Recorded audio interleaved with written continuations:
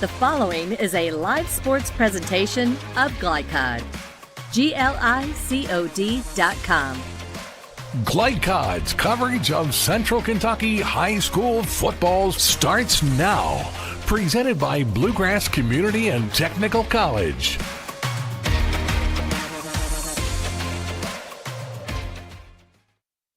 A rematch from December 6A championship highlights a stacked opening night on Glycod as the defending champion Shamrocks travel to Lexington to meet Bryan Station. Opening night on Glycod. What a great night. High school football is back. Chris LeBar along with former Georgetown College Tiger standout Mike Shelton. Mike, it's opening night. What a great feeling, huh? It is. Football's in the air, early fall, late summer. I consider this fall. And, you know, Bryan Station, beautiful facility. Looks like they're ready for a big game tonight. This Trinity team, these two teams, not strangers to one another, but a lot of new faces on the field tonight. Athletes. That's the only word you got to remember. Every team has an athlete that's on this field tonight. Bryan Station historically has had some of the best athletes in Lexington. Same thing goes for Trinity. Trinity probably a little more structured in their approach from a private school perspective. But regardless, you're going to see players tonight. Two quarterbacks with different stories. Zane Johnson, sophomore quarterback for Trinity. He's a standout. And you look at Bryan Station, they'll start a new quarterback, perhaps a quarterback question. Talked to some of the coaches in Louisville earlier this week, and Trinity's quarterback is solid, learning the system. Trinity's system is not as simple as it looks, pretty complex. Don't know much about Bryan Station. Didn't get a chance to talk to many Lexington coaches. But, again, he's going to be an athlete, and he's going to get the ball in the right hands, and it's going to be a fun game to watch. So glad you joined us tonight. Up next, we'll chat with Jay Cobb, head coach of the Shamrocks, and we'll be right back. New recruit, take advantage of our apprenticeship program. Come out of our 4-year course debt-free. With health insurance, a guaranteed pension, a degree, and an electrical license. 3 words I'd use to describe the apprenticeship are opportunity, skillful, educational, solid career path, rewarding, beneficial, and a brotherhood. A life-changing opportunity. The cost of school is free. All your books are paid for. You go to school once every 2 weeks. All the other stuff is on-the-job training. The teachers here are great. They're all very, very knowledgeable. They're preparing you for what you're already seeing in the field. If you're struggling with something in school, sometimes your fellow students can help you work through that. Everyone's willing to help each other. It's like a big family. I love being a part of a union, something bigger than myself. This field is so vast. You can find something that you really love to do because there is so much you can do with it. I went from a job to a life-changing career. Power up your potential with the IBEW. Home of excellent service, support, and satisfaction, Lexington Outdoor Power Equipment is your one-stop mower shop. Family owned since 1985, Lexington Outdoor offers top brands like Husqvarna, Toro, Grasshopper, and Echo. Plus, free pickup and delivery. Located just 2 miles west of Douglas High School, they're open weekdays and most Saturday mornings. For more info, stop in or visit their website at lexoutdoorpower.com. Lexington Outdoor Power Equipment, the right equipment for the right job. A new year means next level math, but even the best teachers can't always provide the personal attention each child needs. Mathnasium has a solution to help any student excel. Our caring, highly trained instructors use a range of teaching modes that ensure true foundational understanding. We're not about rote memorization. The Mathnasium method develops the critical thinking and problem-solving skills they need to succeed, with the option to learn face-to-face online at home or face-to-face at one of our 1,000 neighborhood learning centers. Mathnasium, we're changing lives through math. We all make choices about alcohol. Kids make choices whether to drink or not. Bye, Dad. Bye-bye. Remember, I'm going to Alex's party tonight and sleeping over. You have fun. Hey, remind me about that party again? And adults make choices whether to talk about it. That's true of parents and every other trusted adult in a kid's life. Kids want to know our expectations, and they want honest answers in everyday conversations. So talk with your kids and help lead them on a positive path. Because when you talk, they hear you. Gen Z is a stall generation. The news says Gen Z is struggling. I've got news for them. I wait tables, but last week I built a field hospital. I put out a forest fire. I stopped 1,000 attackers. And a natural disaster. I've saved lives. And led a team on patrol. I serve. Well, I go to school full-time. While I work full-time. The greater the challenge, the stronger we become. This edition of Coach's Comments is brought to you by the Kentucky Army National Guard. Serve your country while going to school or work full-time. Find your fit at nationalguard.com. Jay, season 4 now as head coach. What's the thesis this season? Well, you really never know. Our thesis every year is to get better each and every week. And if you're at our practice, you'll hear me say when we come out and get ready to go into our specialties and everything else, you'll hear me say, let's get better today.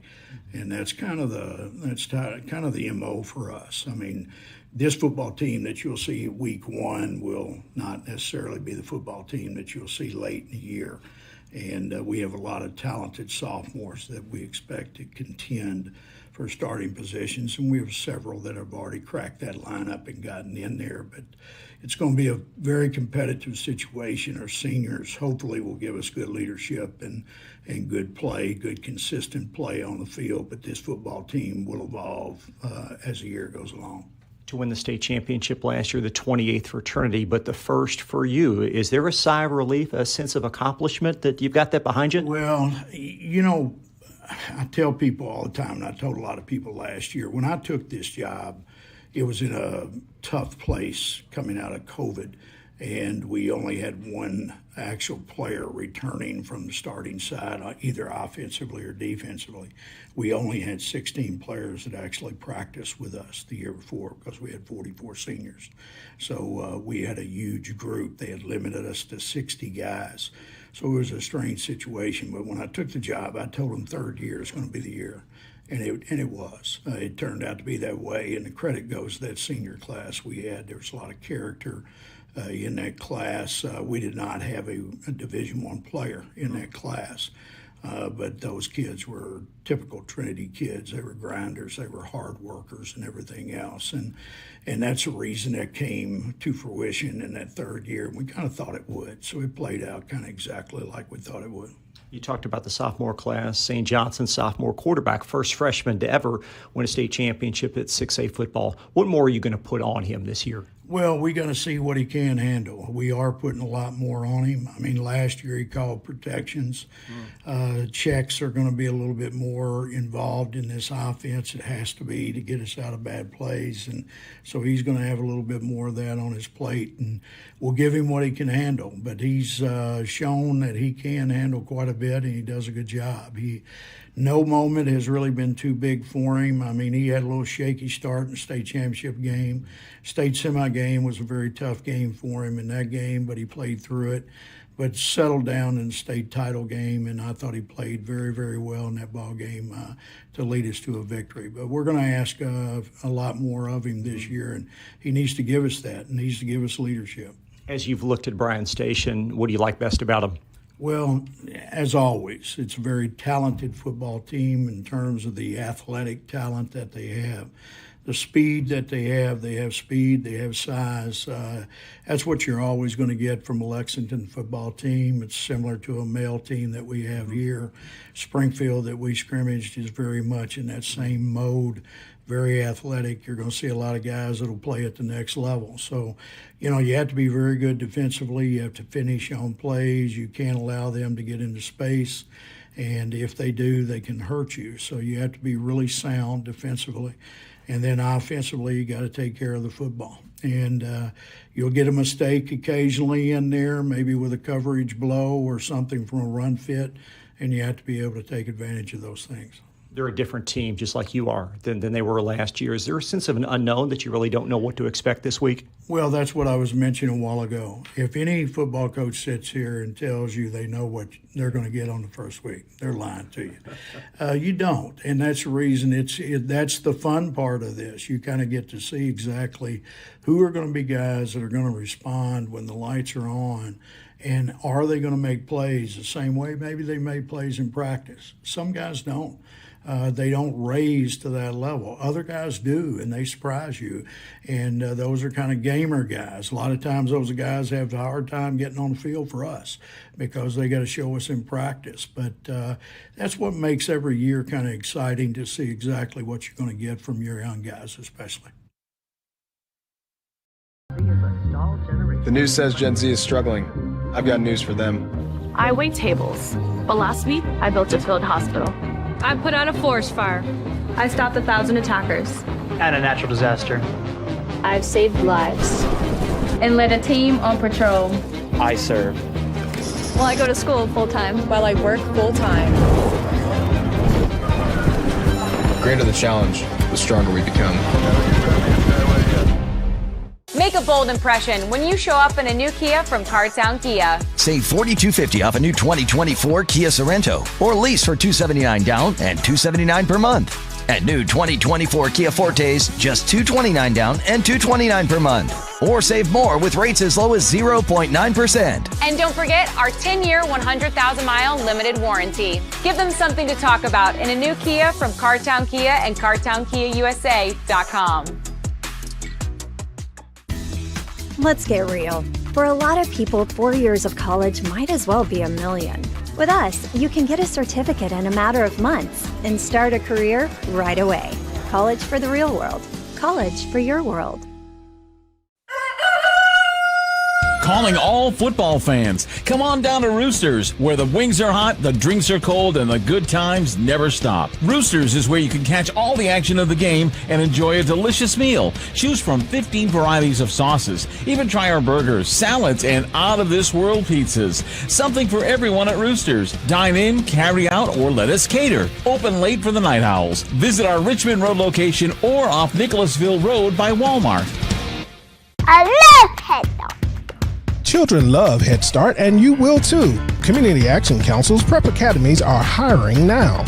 Head Start is an early childhood education program for children from birth to age 5.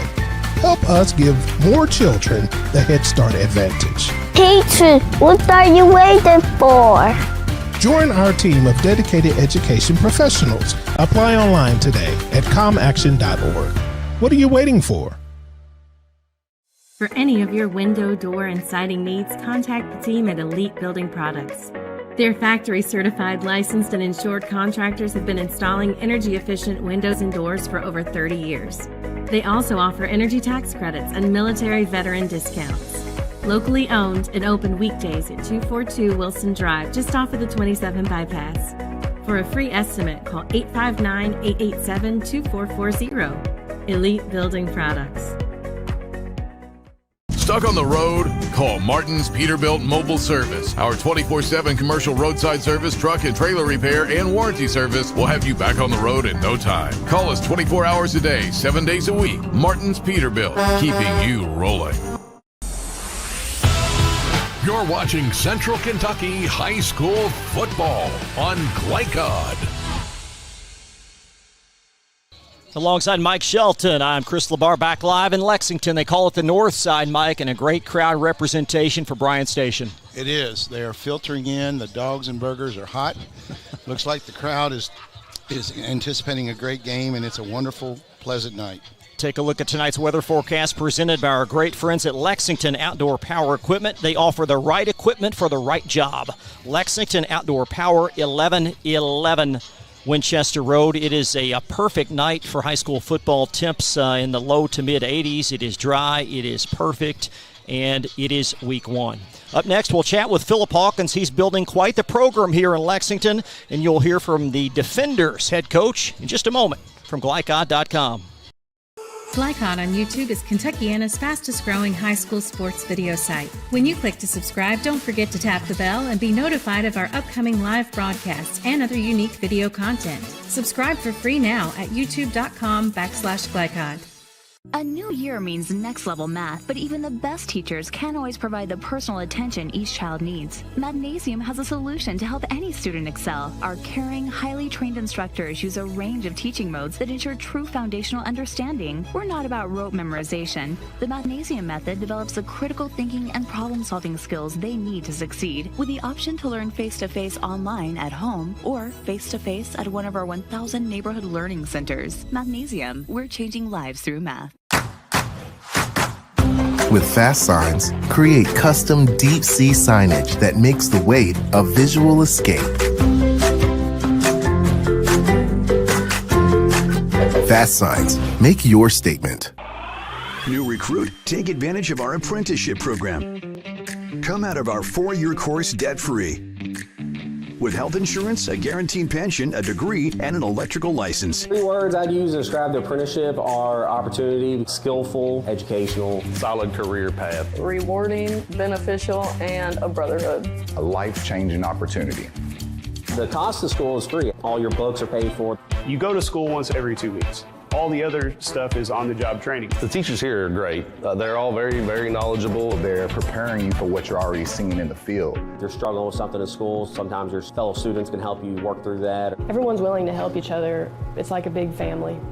I love being a part of a union, something bigger than myself. This field is so vast. You can find something that you really love to do because there is so much you can do. I went from a job to a life-changing career. Power up your potential with the IBEW. Home of excellent service, support, and satisfaction, Lexington Outdoor Power Equipment is your one-stop mower shop. Family owned since 1985, Lexington Outdoor offers top brands like Husqvarna, Toro, Grasshopper, and Echo. Plus, free pickup and delivery. Located just 2 miles west of Douglas High School, they're open weekdays and most Saturday mornings. For more info, stop in or visit their website at lexoutdoorpower.com. Lexington Outdoor Power Equipment, the right equipment for the right job.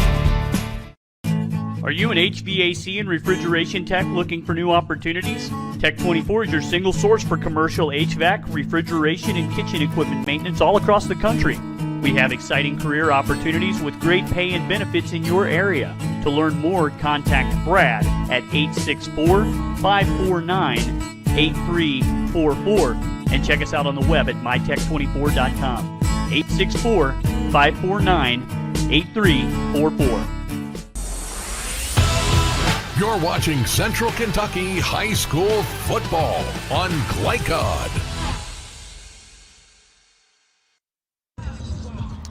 Philip, how do you feel coming into the year? You know, I feel pretty similar to what we have in the past 3 or 4 years.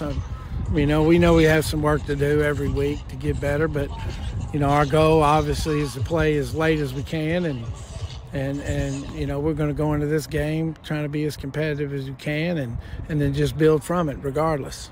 All summer long, the focal point, the thought was Jackson Branham would be the quarterback. He was the backup last year. That's not the case now. How has that impacted things?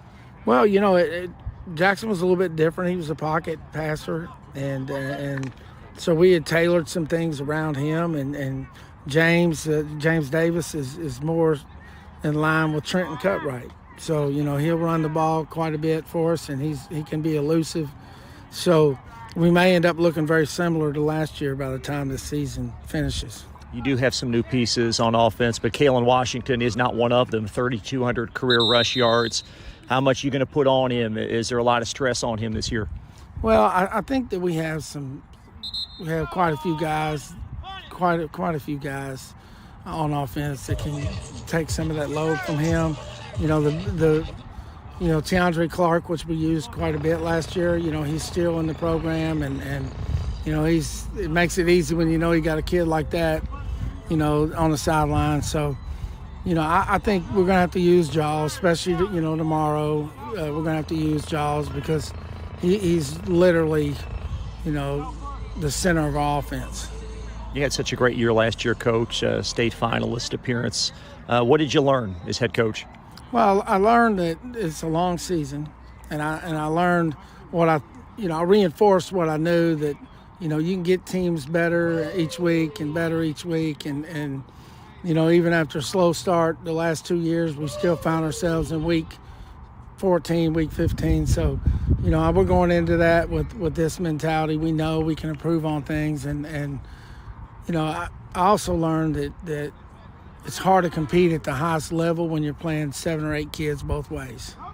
You know, so we've tried to address some of that this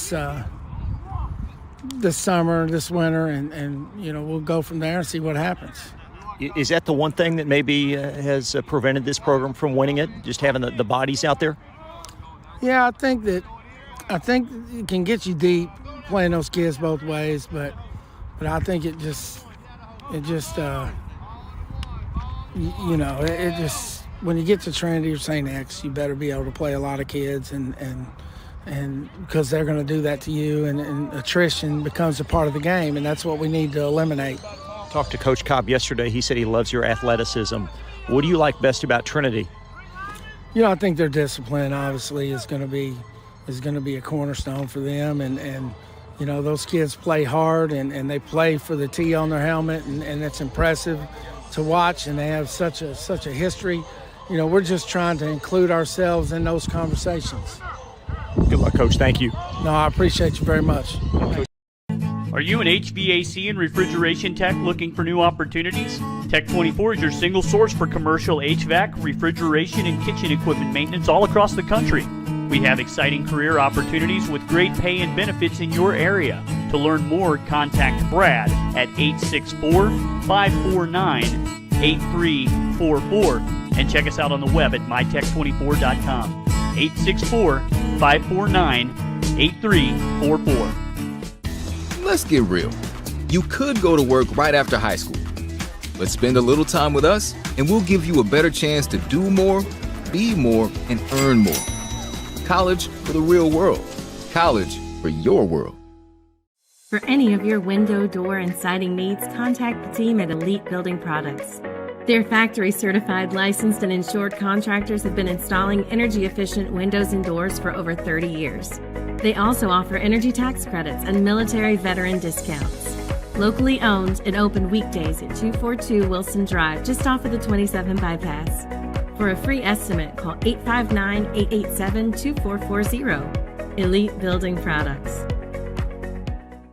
Make a bold impression when you show up in a new Kia from Cartown Kia. Save $4,250 off a new 2024 Kia Sorento, or lease for $279 down and $279 per month. And new 2024 Kia Fortes, just $229 down and $229 per month. Or save more with rates as low as 0.9%. And don't forget our 10-year, 100,000-mile limited warranty. Give them something to talk about in a new Kia from Cartown Kia and CartownKiaUSA.com. The news says Gen Z is struggling. I've got news for them. I wait tables, but last week I built a field hospital. I put out a forest fire. I stopped 1,000 attackers. And a natural disaster. I've saved lives. And led a team on patrol. I serve. Well, I go to school full-time. While I work full-time. The greater the challenge, the stronger we become. Need a tow? Martin's Peterbilt Towing Service is here 24/7. Based in London and Pikeville, we will travel to you. Commercial trucks and trailers, no job too big. Call us 24 hours a day, 7 days a week. Martin's Peterbilt, keeping you rolling.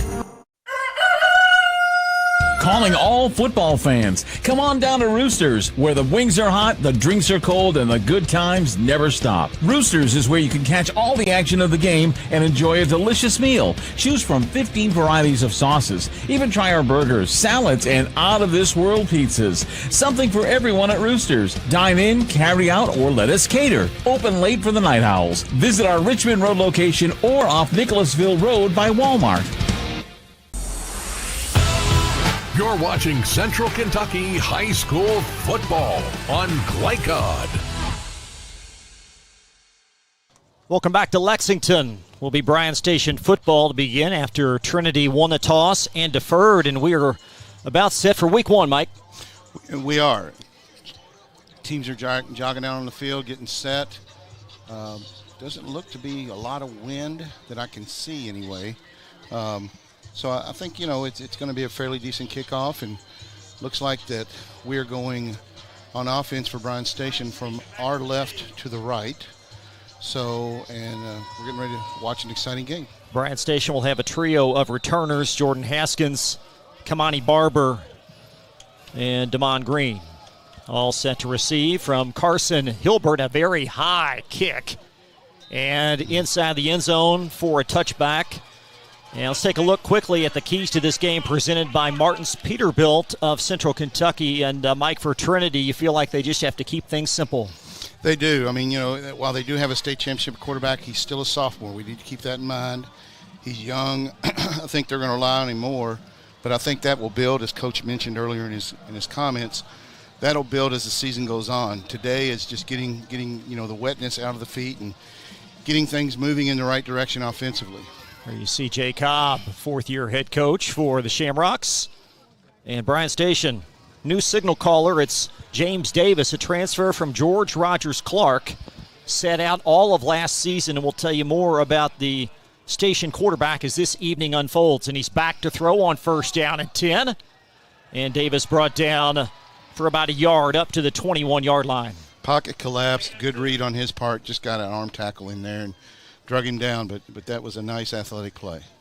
This Bryan Station offense features a lot of size. Noah Winsley at 270 on the left side, Andrew Bachanga 250 in the middle, Jeremiah Moore 275 at center, and the right side has a pair of 295-pounders, Keon Watson and Jabari Woods. Big kids. 6A is big-time football. So second down and 9 for Station. Second play from scrimmage from their own 21-yard line. Kalen Washington gets the call, and Washington brought down for a loss back across the 20-yard line.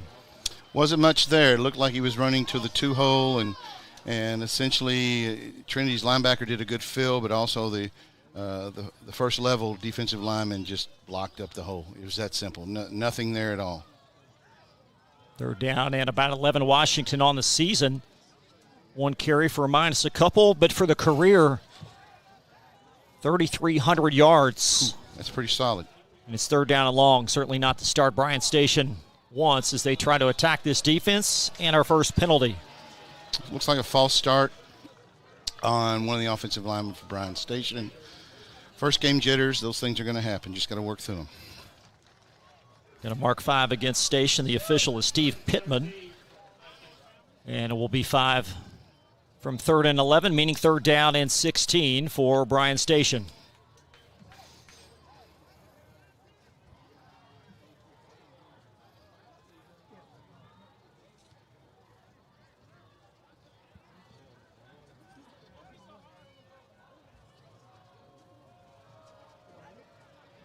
Davis back to throw, evading to the right, and he's going to dump it short on a check down to Washington, and Washington across the 22 to the 24, and it's fourth down and long. Sure is. Looks like he got some yardage, but not enough to make a difference, so I'm sure punt team's on the way. New punter for Bryan Station, Zach Gentry, an outstanding 3-year-plus kicker, graduated. And Station will send on former soccer player John Hannon. There's a lot to be said about recruiting soccer players for football, punting and kicking positions. They definitely have leg strength. It's just a matter of kicking an oblong ball versus a round ball. Snap back to Hannon, and a spiraling kick to the right. Jeremiah Lynn will retreat and bring it down at the 39-yard line. Be a net punt of 46 yards. Good kick. Used the sideline as his friend and obviously nowhere to go with the ball. So that was actually a pretty good punt. So the Trinity offense in tow. Zane Johnson, an outstanding first year. You can't do much better in your freshman season than win a state championship. You can't.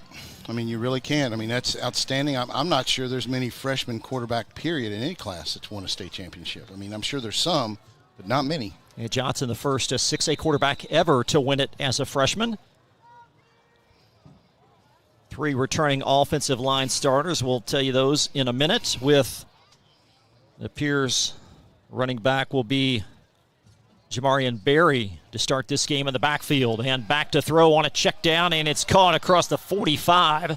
Close to a first down. Catch for Jason Hagan. Trinity is so good at those check down unders. They'll get 4 or 5 yards, 6 to 7 yards. Then all of a sudden they'll hit you across the middle for a long gain. And it's typical textbook Trinity offense. So Johnson 1 for 1, a big gain of 7.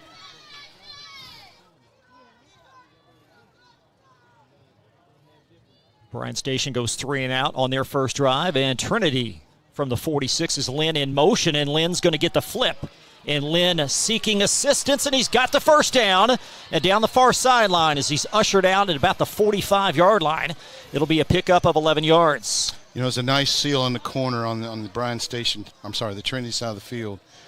Defensive line was doing a good job of stringing that out, but they got a nice seal and gave him a little seam, and boom, there he went. Lynn over 1,000 receiving yards last year. He is a threat on the ground as well. And the Shamrocks connecting on their first down. They'll have it at the Bryan Station 45-yard line. Johnson's going to zing it, and that ball's brought in right at the 40-yard line. That's Nation McBroom, I beg your pardon. Seems like Bryan Station's got to get a little more pressure from the line, or they've got to rest back and read the pass, play second level. Gain of about 5, and Tayshawn is his dad, so I guess I was partially right there on that name. But Nation with the catch, gain of 5, 2nd down and 5 from the Bryan Station 40. Okay, good read. There's Keelan Adams on the stop, and it's 3rd down and long coming up.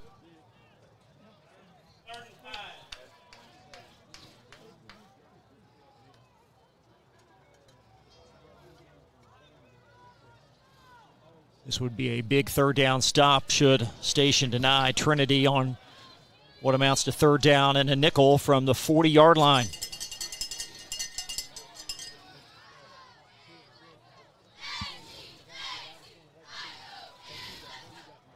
Johnson back to throw. Screen pass set up for Lynn, and Lynn parading down the near sideline. He'll scoot for a first. Close to the 30-yard line, and Lynn 2 touches and 2 first downs. Yeah, he's a player. You can tell. He's just very athletic, light on his feet, has good hands, good field recognition, finds seams and goes.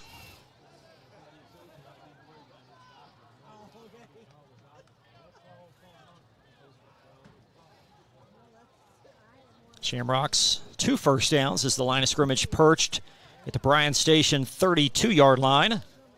4 minutes elapsed from Bryan Station High School. Chris LaBar along with former Georgetown College standout Mike Shelton. Great to have you with us tonight for week 1 on Glycod. In the belly across the 30-yard line. And that's Zach Floyd, his first touch.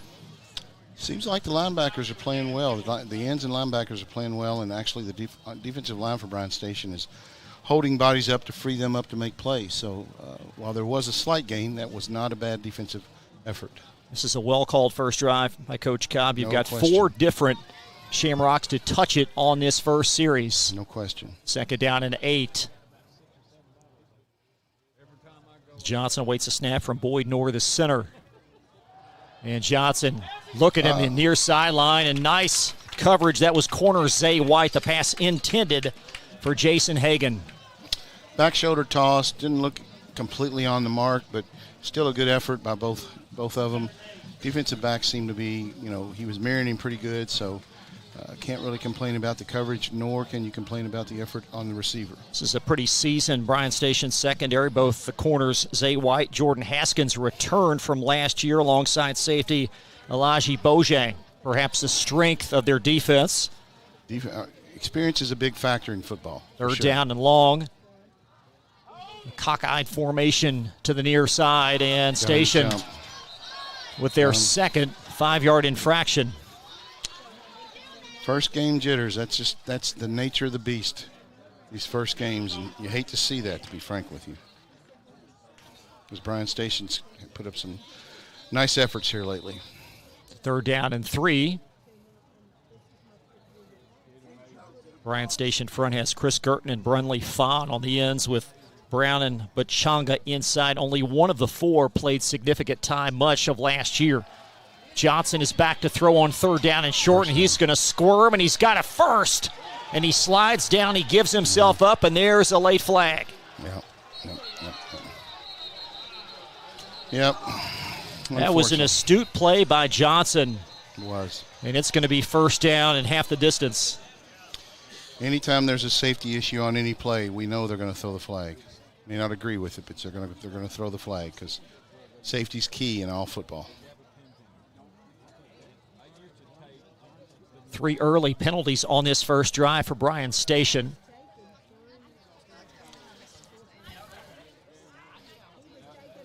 And I think the officials at this point probably trying to determine placement more than anything else. Well, there was a second flag after the initial hit, so I'm wondering if maybe they're trying to figure out if there was another personal foul on top.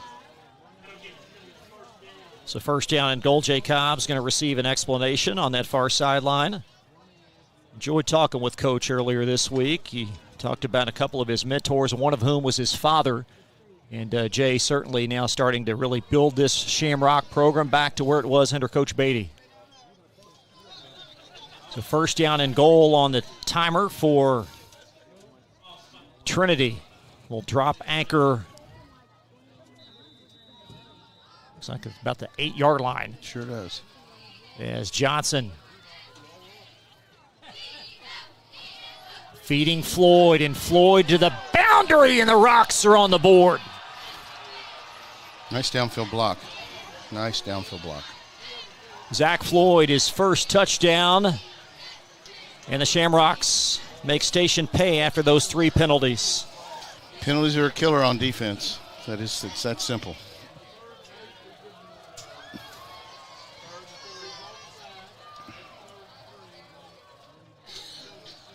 Carson Hilbert on for the point after. Hilbert, one of the finer place kickers entering the 2024 season. Perfect on all 57 extra points last year. And Trinity up 7-zip after one, or in the middle of one. We'll step aside, more coverage right after this from Glycod. To ease the stress of running a business? Then count on the accountants at Kelly King & Company. They offer a wide array of services, including taxes, payroll, and bookkeeping, while providing deep analysis and strategic guidance to help you make sound, smart business decisions. Contact Troy in Crestwood at 502-241-5656 or visit them online at kingcpa.net. Kelly King & Company, proudly serving and supporting Oldham County for generations and a dedicated partner to small business. Blinds Direct, not just blinds.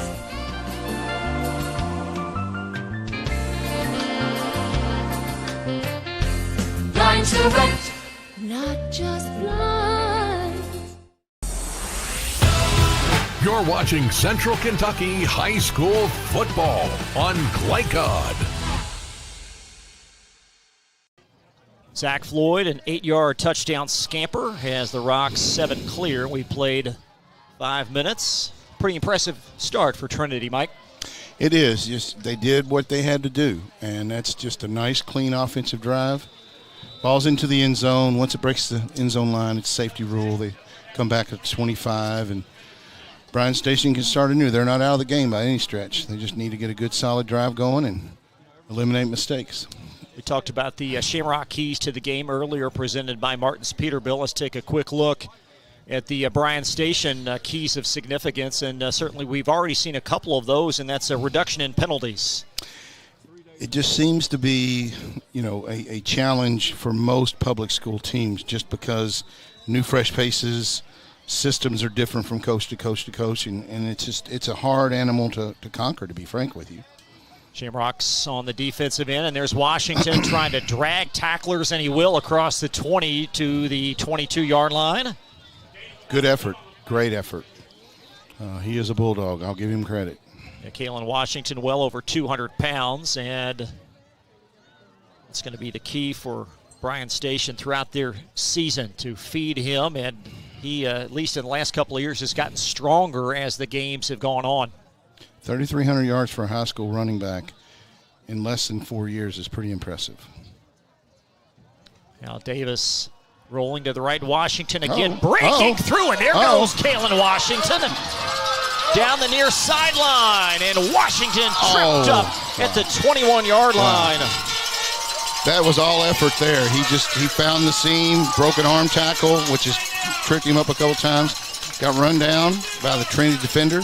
That was Will Ford. Yeah. Will Ford saved a touchdown. Yeah, that was a great effort by Will, and it's just one of those things that, if he just had one more gear, it was over.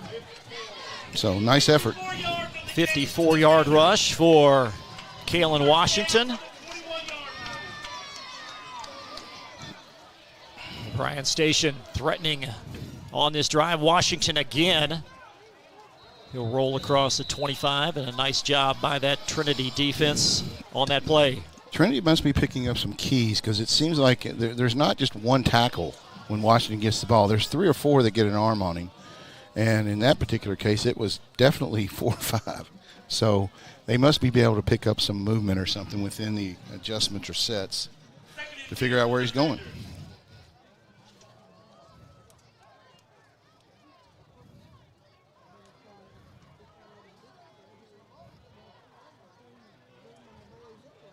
Davis in the shotgun with one receiver each side. His station moving down the field. They'll trick it to the short side.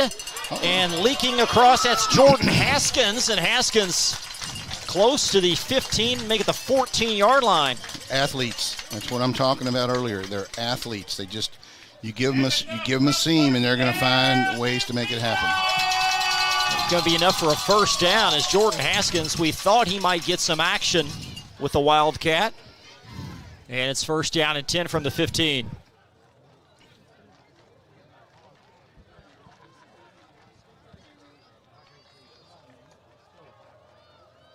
Haskins again trying to split defenders, and great penetration by that Trinity front for a loss of a couple.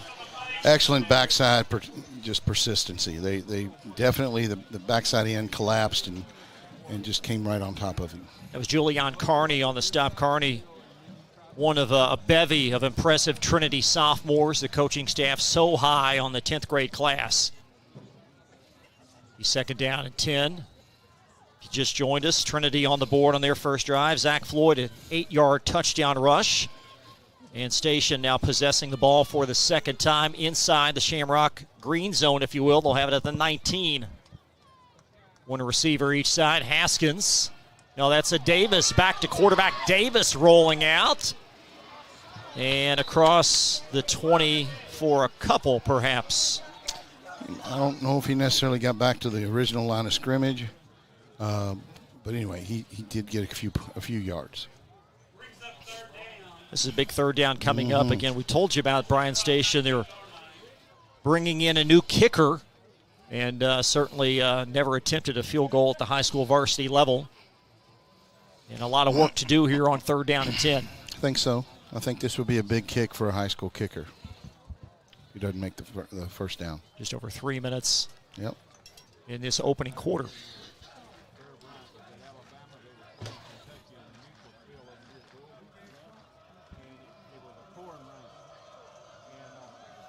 That's Davis. He's looking for Hilbert. There's a flag, and likely going to be an infraction on Trinity. It's got to be a hold. I mean, just from the position of the flag, it had to be a hold. Unless it was a push-off. It could have been a push-off on Bryan Station, but I think it's a hold. See if we can take another look as it's third down and long.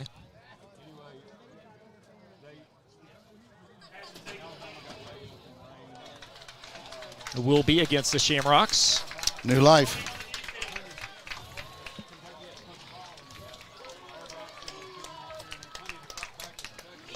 First flag against the Shamrocks. And a key one on third down and long. It still will be third down. Third down and about 4.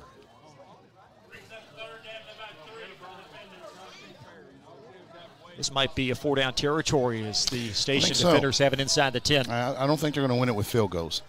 I think they're going to have to try to punch one in.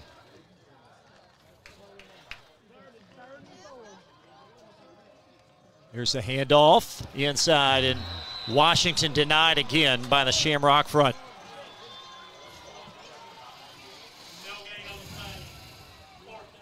Be fourth down, and see what the play call is here for the Rocks. Looks like field goal unit. So we'll see. Like I say, soccer players definitely have the legs. This will be a 27-yard field goal try. John Hannon.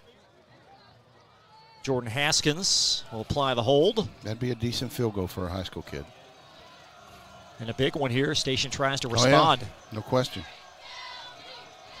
27-yard try, and Hannon's kick. It was How good. about that? It was good. So Bryan Station with a nice response, 7-3. You're watching Glycod.com. We'll be right back. New year means next level math, but even the best teachers can't always provide the personal attention each child needs. Mathnasium has a solution to help any student excel. Our caring, highly trained instructors use a range of teaching modes that ensure true foundational understanding. We're not about rote memorization. The Mathnasium method develops the critical thinking and problem-solving skills they need to succeed, with the option to learn face-to-face online at home or face-to-face at one of our 1,000 neighborhood learning centers. Mathnasium, we're changing lives through math. You're watching Central Kentucky High School football on Glycod. John Hannon on the board, 27-yard field goal as we welcome you back. Chris Labar along with Mike Shelton. Our producer tonight is Steve Berg. Great to have you here on week one on Glycod, and a nice response by Station. It was. That's what they needed to do. They had a few mistakes on that first opening drive Trinity had and have come back and responded. 3 points is better than no points, so nice kick, and let's see what happens in this particular series. Shamrocks have had one prior possession. The end result was a touchdown from Zach Floyd. We'll see what happens here on possession two. Back to return. Be Jeremiah Lynn.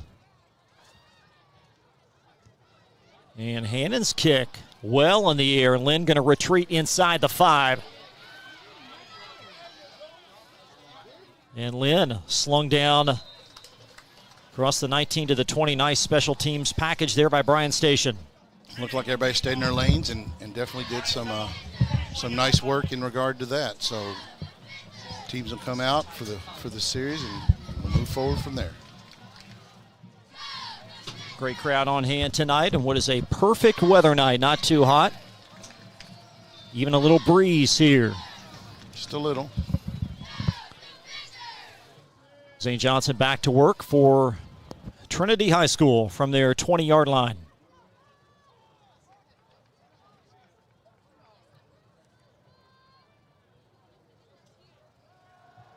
Barry in the backfield, and that ball zung across. Interception. It sure was. It was intercepted. Interception. Nice pick. Timing that is very, very difficult to coach. You just have to show people how to react and let them be athletes. Very, very nice. Momentum is definitely in Bryan Station's favor at this point. That was Braden Wilson with the interception.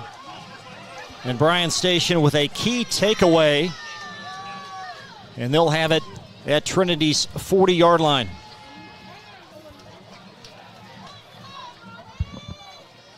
I think I mentioned one of the keys to the game we talked about earlier, Chris, is also keeping Trinity's offense on the sideline for Bryan Station is a huge key. To the near side, that's Washington, and he'll lose a couple again. There's a lot of speed on that Trinity front, and it's second down and long. There he is. They got 7 or 8 in the box, and you know, anytime you do that, it's easy to fill gaps with bodies, and you know, it makes a difference. So Bryan Station may want to spread it out a little more if they can. Second down and 11.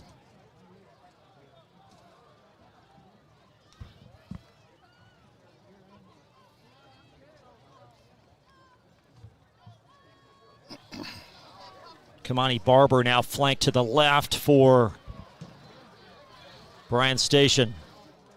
Now Davis going to flip to Washington again, and this time Washington tucks it up inside, perhaps back to the initial line of scrimmage. I think you're right. Trinity's defensive ends are tough. They cannot get out. They're not letting anybody outside of them. That's for certain.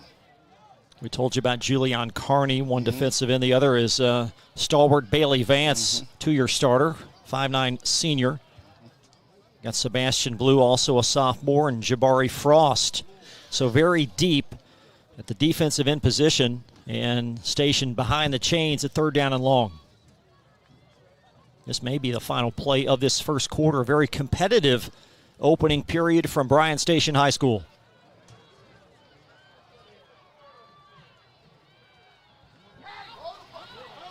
Now Davis slung down for a loss back at the 49-yard line. Another one of those big defensive ends for Trinity, Jabari Frost. And that's going to be the final play. Yep. Just didn't have anywhere to go. Pocket collapsed, and the green helmets were all over him. That's going to take us to quarter number 2. Trinity on top 7-3. They'll have Bryan Station backed up 4th down and long on the other side. You're watching Glycod.com.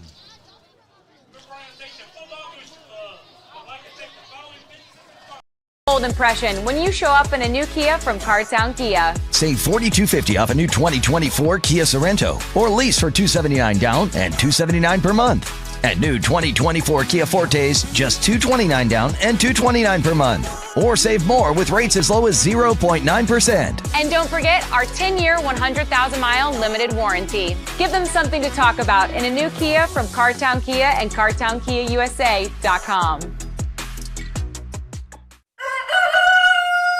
Calling all football fans. Come on down to Roosters, where the wings are hot, the drinks are cold, and the good times never stop. Roosters is where you can catch all the action of the game and enjoy a delicious meal. Choose from 15 varieties of sauces. Even try our burgers, salads, and out-of-this-world pizzas. Something for everyone at Roosters. Dine in, carry out, or let us cater. Open late for the Night Owls. Visit our Richmond Road location or off Nicholasville Road by Walmart. You're watching Central Kentucky High School football on Glycod. Bryan Station a punt on 4th down and 20 after the Trinity sack from Frost, and Hannon will try to guide it away from Lynn. He will as it trickles inside the 20, and that's a nice, deftly touched punt at about the 15. Those are well the last two, the only two he's done are well placed. He's kicking them to the sideline or away from the receiver, and you can't really say too much bad about the punting game at this point. It was a 35-yard punt for Hannon, and with the exception of the Kalen Washington run of over 50 yards, this Trinity defense has been very strong. No question, they have, and they have, their front 3 or 4, depending on how they line up, are solid. That's the best way to put it. They're just solid. One turnover in this game. Bryan Station interception. And there's a handoff on the short side of the field and bursting through the hole and very close to a first down across the 20 to about the 24-yard line. That was McBroom. Mm-hmm. Running back committee. So. I beg your pardon. That was Chris Wilson. Excuse me. So it was number 8, Chris Wilson, on the tote gain of about 9. So second down and very tight for the Shamrocks, leading 7-3. Rematch from last December 6A title game, the third matchup in some 12 months between these two teams.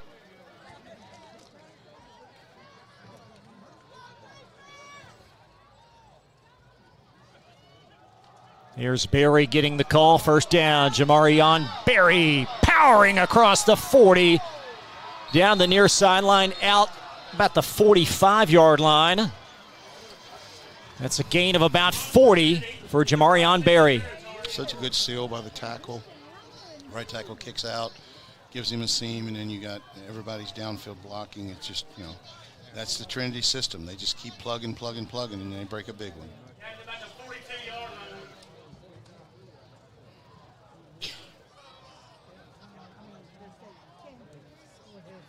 Now Zach Floyd will spell Berry after the long run.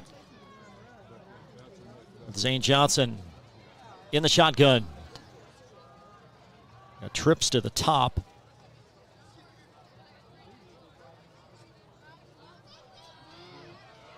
And Floyd on the near side, weaving his way for a nice pickup on first down. Short side of the field run. Good call. He's a very steady running back. Didn't play a ton last year, but as a junior, really elevating his play. And the Shamrocks just a lot of depth, and we've got a penalty, I believe, as well, and a flag. Can't see what it is. So back to Did you see the call? 48-yard line. It looks like it's second down and about 17. Yeah.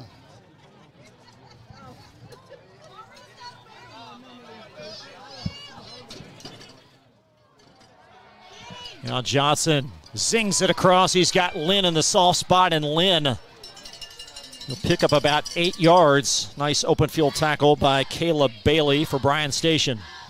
Nice release, nice read. Found the hole, fed it into him.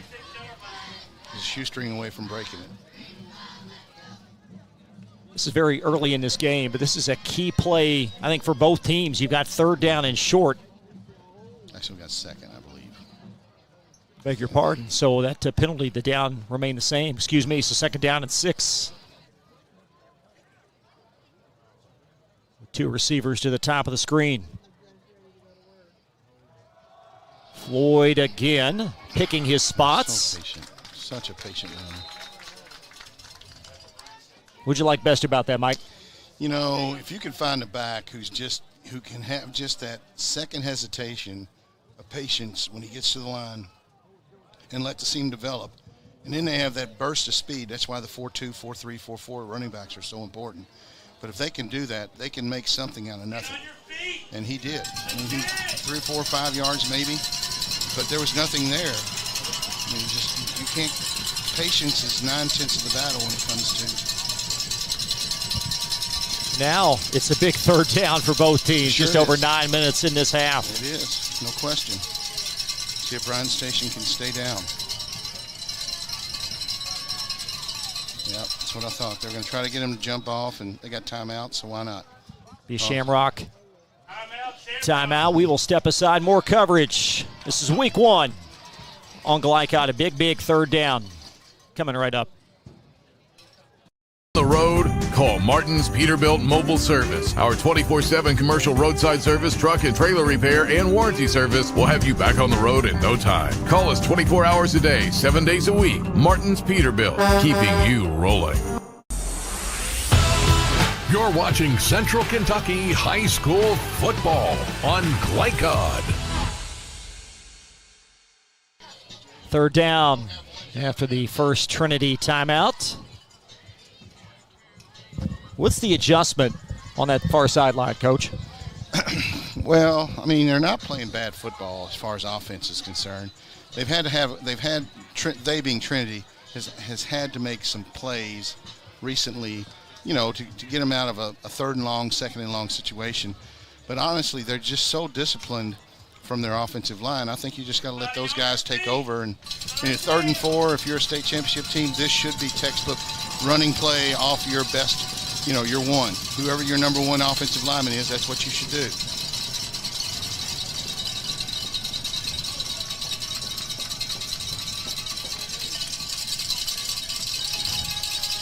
Johnson flips it out in the flat, and that ball it's caught from the far sideline. A great route and a catch for a first down. That's Jason Hagan. That's why I don't coach high school football, Chris.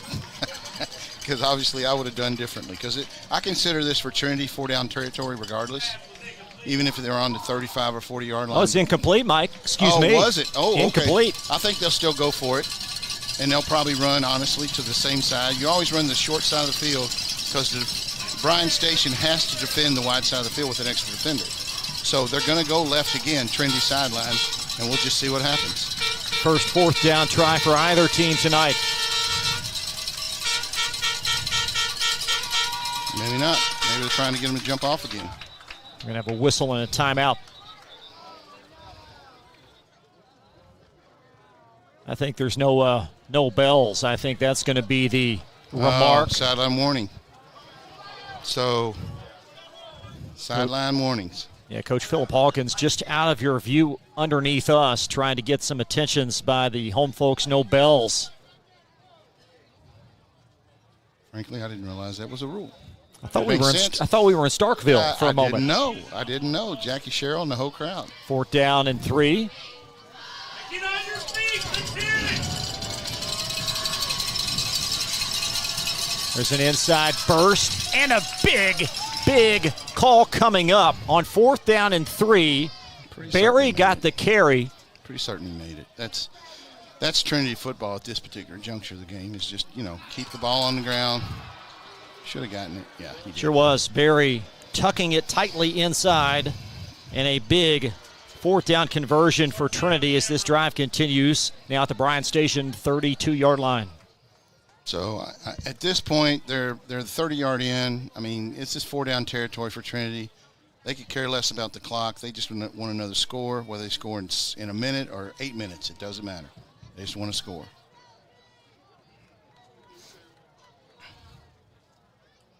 Be first down and 10. That ball deflected at the line of scrimmage. Nice hands. And incomplete. That's a tell you what, I can guarantee you when that Trinity football lineman gets back on the sideline, his coach is going to look at him and go, what did you do wrong? Anytime somebody on the defensive line throws your hands up, you need to just drive your palms right into his chest, because that'll make him drop his hands.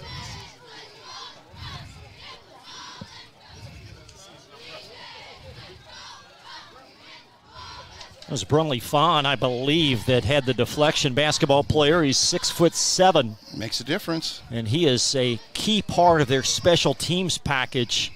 Keep an eye on him throughout the season with blocks. That pass deflected and incomplete. Nice coverage out there on the boundary. That was Teandre Clark in tight confines, and it's third down now and long. They keep working the short side of the field for good reason. It's just not, they're not connecting for whatever reason, they being Trinity, I'm sorry. But, again, you've got a season, 3 of 5 linemen returning on a 6A championship team. I think you just got to go with your horses.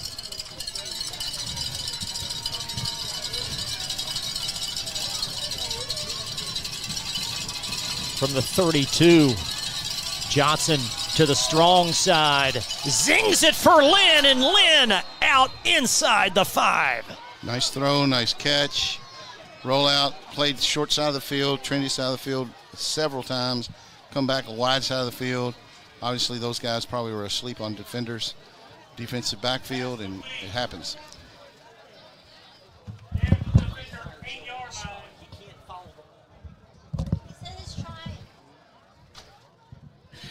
The first down and goal. Jeremiah Lynn been a game changer thus far in this game. Some big plays. So first down and goal, Trinity from the 8-yard line of Bryan Station. And around Lynn again, picking his way. And Jeremiah Lynn coughs it up in the end zone. And what is the indication? Going to be a touchback. I say Bryan Station's got the football. That's Trinity with a big turnover, their second of this game. That's big for Bryan Station. I mean, again, you're just trying to stay within striking distance. You don't want to let it get out of hand, because Trinity's going to get the ball at the beginning of the third quarter. So you want to make sure that you don't compound a touchdown in the third quarter with a late touchdown here in the second quarter. So Bryan Station with a big takeaway, and all the takeaways are important, but to cough it up deep inside the opponent's territory, doubly difficult. Red zone turnover is, in my opinion, a 14-point turnaround, because you could have scored 7, but you gave them 7, and it puts you in a bad position. You've got to get 3 when you get in the red zone. Davis to the near side, and it's a numbers game, and Davis slung to the ground for a loss back to about the 16-yard line. Mm-hmm.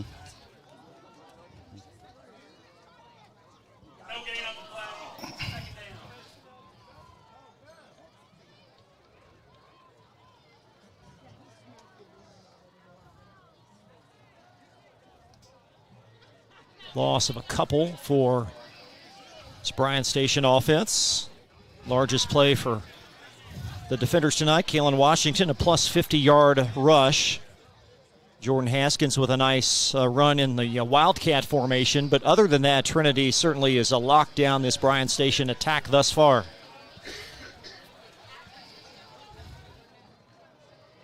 Davis in a gun as Washington leaks out on second, and it doesn't. And that ball caught across the middle First completion, it's Monte Ashford.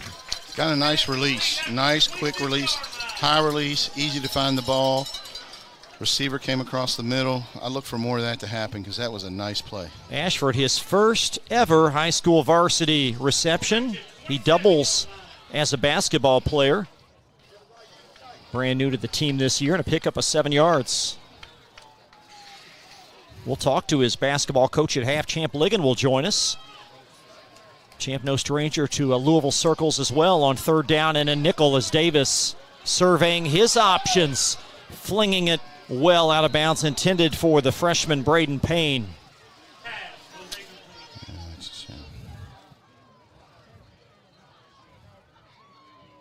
Fourth down and 5, and here come the specialists.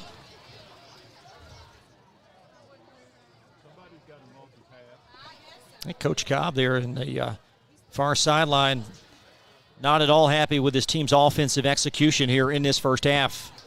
They sort of had a couple of hiccups the last 2 series. So I look for them to be a tad bit sharper and, frankly, a little more disciplined and probably go back to the basics. Well, that was one of the points of emphasis you mentioned in the first part of the ball game. Keep it simple, certainly in the first game of the season. And John Hannon on to punt. He's been a force in this game. Seems to be able to put the ball where he needs to put it. And to evade Lynn as well, as he'll guide it down the near sideline out about the 35-yard line. A 48-yard punt unofficially. Wow. Can't complain about that too much. Well, again, he's replacing Zach Gentry. Zach, one of the top kickers statistically in the state last year. And this Bryan Station program, over the years, they haven't exactly been renowned for their kicking game until Gentry was here for his 3 years. And good to see Hannon step in and have a key part in this game thus far. I think so. You're right.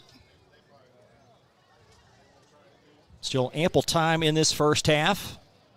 Zach Floyd account for the lone touchdown thus far in this game. That was an 8-yard touchdown rush in the meat of the first quarter as Johnson in the shotgun.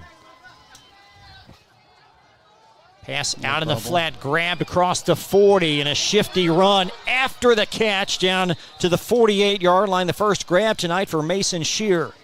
Just a little bubble pass, nice read, nice throw, get him out there, open space, let him make a play or two. Shear 18 grabs in his junior season, his first as a 12th grader. And that'll move the screen and move this series down to the Bryan Station 43-yard line. The 3 receivers to the near side. Out in the flat. Blasted as that ball hung on. It was a nice catch by Caleb Warner, but he was blasted. 6. About a 5-yard loss. I think it's Damon Green who made that play. Damon Green, the corner. Second down and 17.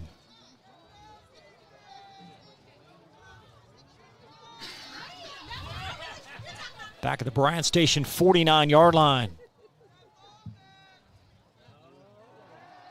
Johnson facing pressure from Girton on the near side, and Johnson brought down in the open field at the 46-yard line. It looked, Mike, at the naked eye that Girton perhaps was held coming around the edge. I think he was held. And, you know, quarterbacks at times when they're not fully comfortable, first game jitters maybe, you know, they get happy feet.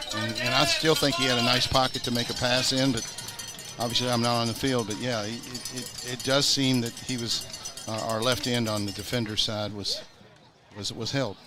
Third down and 14. Everybody on your feet. One target beneath us on the near side is Johnson up in the pocket, and he's going to sling it and leaking free. A great catch and a Trinity touchdown. It's Nation McBroom. Nice play. Good read, way to keep his eyes downfield. Just throws it up, gives his receiver room to catch it, and the receiver makes a play after catching it.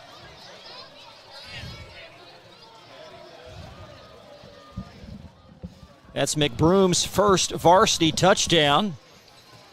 And Trinity, despite the 2 turnovers, connecting on a big play to grow this lead to 10 points.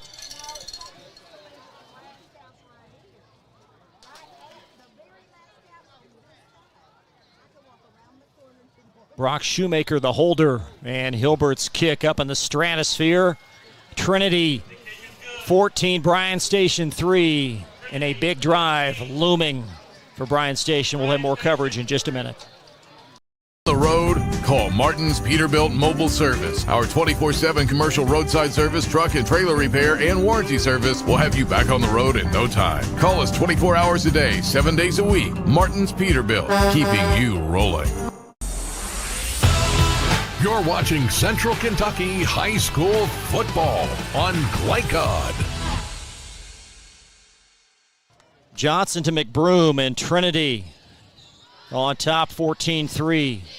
Chris Labar, Mike Shelton back live on the north side, and boy, oh boy, it was 3rd down and long, and McBroom just snuck around the defense. He did. Johnson, give him credit now. He made plays with his feet in that particular instance, and again, kept his eyes downfield and tossed a ball, gave it some air so the receiver could run under it, and there we go.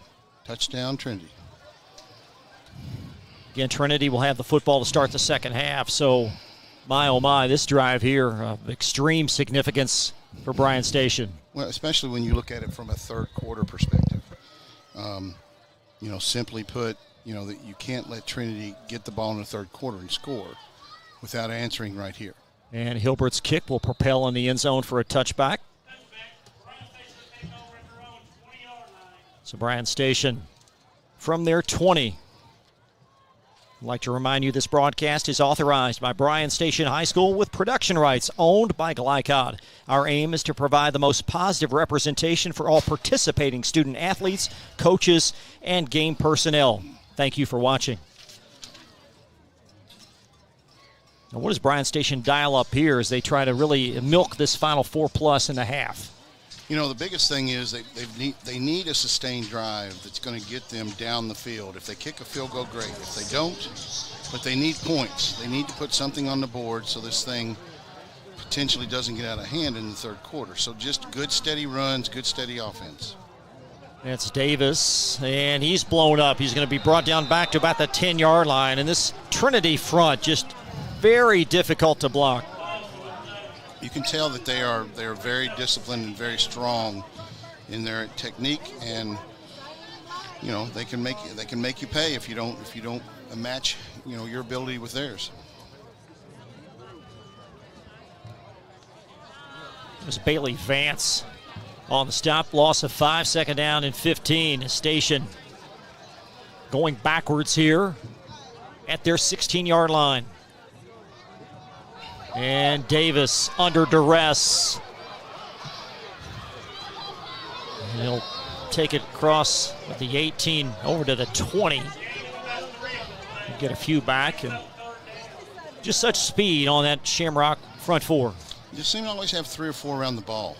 It just seems that way. Every time there's some space for Bryan Station, Trinity just seems to have an answer with a couple bodies with speed right around the ball. 3rd down and a dozen.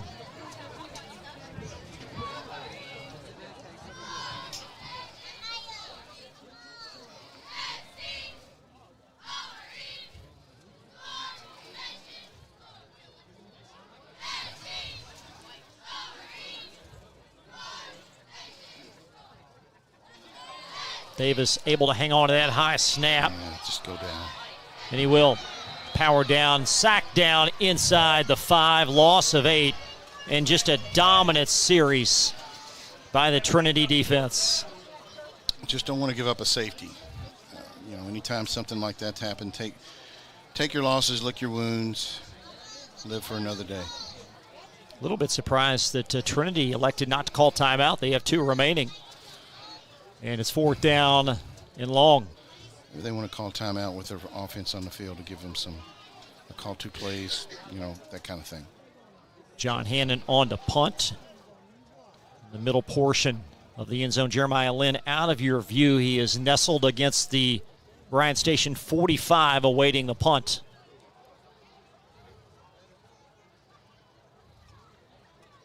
And Hannon's punt going to flutter, may have been blocked as it's pushed to the right. Out across the 25 to the 28-yard line, a punt of about 20 yards. 4 down territory for Trinity. They're going to try to score again because they know they're going to get the ball at the beginning of the third quarter. Coming up at halftime, we'll update the score ticker. Lots going on here in Central Kentucky tonight in Week 1. We'll also chat with Bryan Station boys basketball coach Champ Ligon. That coming up in just a little bit at halftime.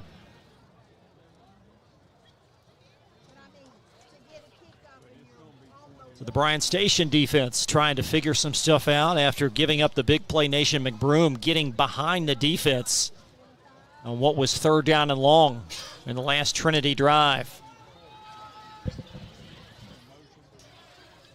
There's a flip to Lynn, and Lynn trying to sneak up the far sideline across the 20. He'll pick up a few yards. Just a simple jet left, short side of the field, find a seam. If you break it, great. 3 or 4 or 5 yards is good too. You get the sense anytime he touches it, he can break it. He's got that ability. He definitely does. Sees the field really well. 2nd down and long.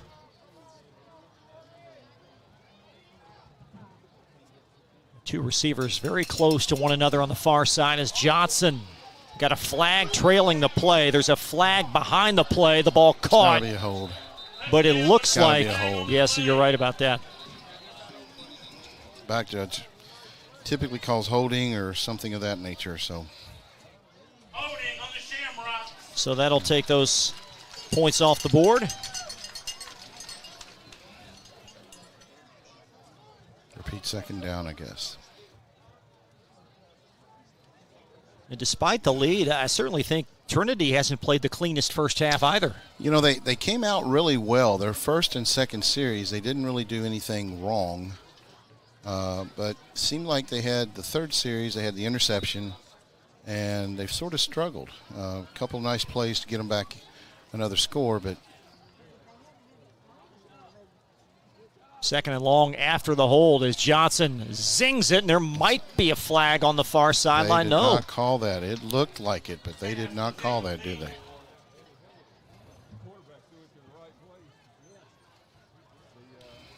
It occurred all the way across the far sideline, and it looked like perhaps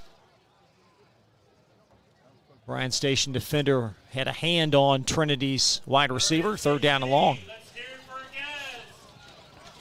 Still 4 down territory. They're going to go for a score here. I mean, it's a minute left. If you turn it over on downs, who cares? That doesn't give Bryan Station but maybe 45, 30 seconds. Well, Hilbert's the top kicker in the state. They might want 3 points out of this deal. Johnson across the middle and a great catch and a touchdown. Yep. Just split the seams. And Trinity pouring it on with another touchdown. This one, Caleb Warner. Nice throw, nice catch. Nice route. And both of Trinity's touchdowns in this quarter coming on 3rd down and long.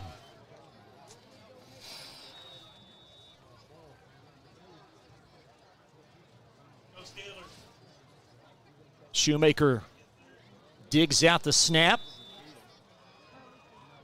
And Trinity leading 21-3. Take a quick timeout. You're watching Central Kentucky High School football on Glycod.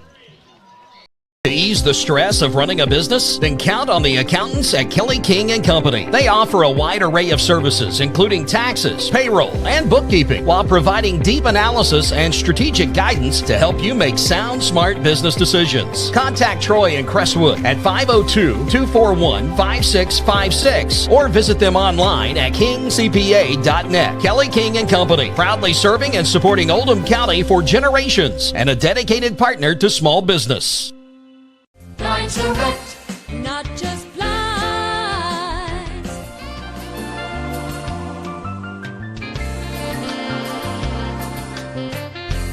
Blinds are wet, not just blinds. You're watching Central Kentucky High School football on Glycod.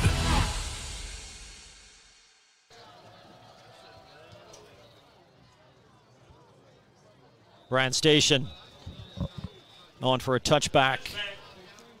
Bryan Station takes over on their own 20-yard line. Take another look. The touchdown reception for Caleb Warner. Good protection.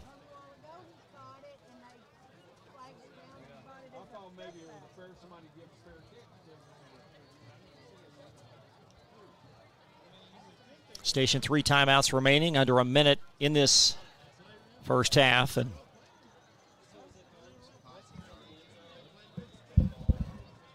positive yardage here and get things moving in a good direction for Bryan Station where they can go in with some upbeat momentum. Still 2 quarters left in this game. Again, Trinity will have the football to start the second half. How many been on the field, maybe? They're going to have 12. We do have a flag out there. Mm-hmm. We got a station timeout, so perhaps a Bryan Station timeout before. Must have been. The penalty. Yeah, we had one too many on the field. And for Bryan Station, certainly in this half, you look at their first 4 games here is talk a bit about this program and what they're trying to do here against a very daunting start to the season. But Bryan Station, this program over the last couple of years, they've started slowly, if you will, but have finished very strong. And you look at the start to this year, and you've got some legitimate state championship teams here in the first 4 games. They do. They and I think that's good. Wins and losses matter, don't get me wrong, but you've got to prep your team, and it's becoming more about the speed of the game than it is the reps of the game, because speed is what wins. And so I think this is healthy for Bryan Station and Trinity. Got Boyle and Bowling Green in weeks 2 and 3. First down at 10. Davis going to fling it right through Braden Payne, and that ball, luckily, at least for Station, falls incomplete. Mm-hmm. Couldn't tell if it hit him in the face mask or definitely was catchable.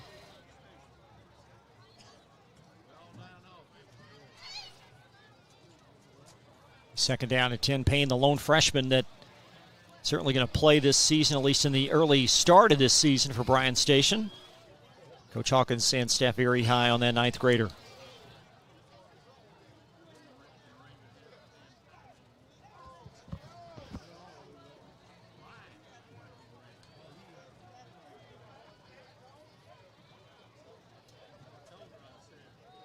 There's a handoff to the near side. Washington trying to pick his way, and gang tackled across the 22 to the 24. A lot of size and a lot of speed for Trinity. There's Nick Lococo involved in the stop. Just a lot of Trinity on that pursuit. That's for certain. Got a timeout. Was that? Had to be Bryan Station. I can't imagine Trinity calling timeout. Although it is 3rd and 7, maybe they could. It was a Shamrock timeout over there to perhaps force 3rd down and long. And some teaching moments for both these programs in this first half. Again, the final 2 teams to play in last season's high school football season. 6A championship Shamrocks and finalist Bryan Station. But as we talked, Mike, at the beginning of this show, a lot of new faces on the field. And certainly for Trinity, just lost almost every defensive starter in that front 7. They did, but it doesn't show, at least in this game. Maybe later on the season it'll show, but they definitely have a stout defensive front. Teachable moments is Trinity's offense has obviously found its feet here of late. And, I think the key is they just have to play Trinity football and keep it simple, and things will happen. They're disciplined and very good. 3rd down and long, little flip pass. Monte Ashford, his 2nd catch, and a little seam and burst as he scoots up the near sideline. It's a good positive play. Maybe close to a first down on 3rd down and 7. So it's showing 4th.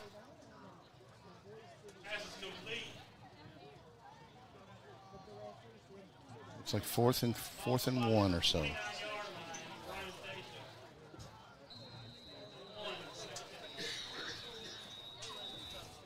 And a Bryan Station timeout. So Station will stop play. Unofficially, we have both teams with 1 timeout remaining. That take that with a grain of salt. But really a big play here, 4th down and 1. You know, there's a lot of theories about when you get short yardage, calling a timeout, not calling a timeout. And again, I'm not a coach. Don't claim to be, but you know, the worst thing you can do on a 4th and 1 is give Trinity the ball back, you know, inside their 30-yard line. So it's almost better, in my opinion, to roll the dice and try to get your 1. So at least, you know, because Trinity inside the 30 with 1 timeout remaining, that's not good. Well, again, the Shamrocks will possess the football to start the second half. And despite 2 first-half turnovers, Trinity in command and Station going to run the Wildcat here on 4th down and 1. Or will they? No, they'll flip it to Washington, short yardage, and he's got the first down after the flip. And Washington barrels up the near sideline across the 40 to about the 44-yard line. Got out of bounds, stop the clock. And that's a play call that may send a message to his own team by Coach Hawkins.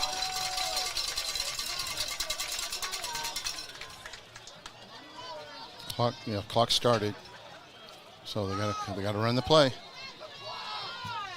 At the 44. Call timeout. Got a whistle and Station void of timeouts. That will be their 3rd at the 44.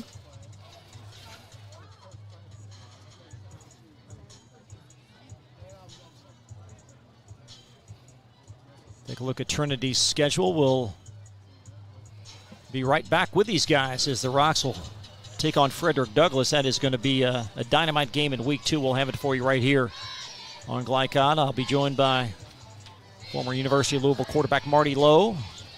And Trinity, after that, their home opener, followed by trips to Carmel and a home game versus Male. So same old for the Shamrocks for high school football. One of the toughest schedules probably in the region. Hearing Coach Jim McKee, I want to talk about this in the second half, if you can remind me, but he spoke at a press conference over the weekend, and he talked about Boyle County last year, how good he thought they were, but then he compared them to Trinity's schedule. Let's talk about that in the second half. I think that's warranting some conversation. 1st down and 10. It's a long pass looking for Ashford, and Ashford will be incomplete. Excellent coverage. Well, it's double coverage. Threw it into double coverage. That was Liam Sellinger out there for the Shamrocks. Also Caleb Ricks. Ricks injured much of last season. And back for his senior year, and it's 2nd down and a mile for Bryan Station with just under 9 seconds in this first half.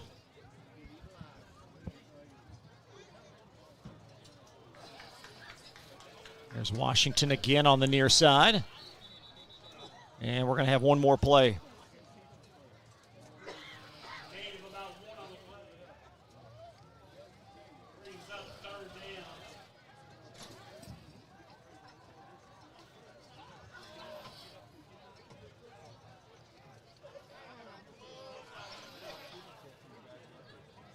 Where did this first half slip away from Station? Was there a specific sequence? They just didn't seem to. They had the nice run from Washington, I believe it was, early in the mid to late first quarter. And that's about the only life they had. It just doesn't seem that they got a rhythm on offense. There's Washington on the final play of the half. Yep, that's close to the 40-yard line. That'll be a burst of 20, and that's going to take us to the end of the first half. The reality is you had, you had an interception. It was 7-3 Trinity, and Bryan Station intercepts the ball, and they have a chance to do something, and it just sort of was a nothing burger. It just didn't happen, and that's really deflating to a team, especially coming off the season they had. You gotta. There's that moment you have to make it happen.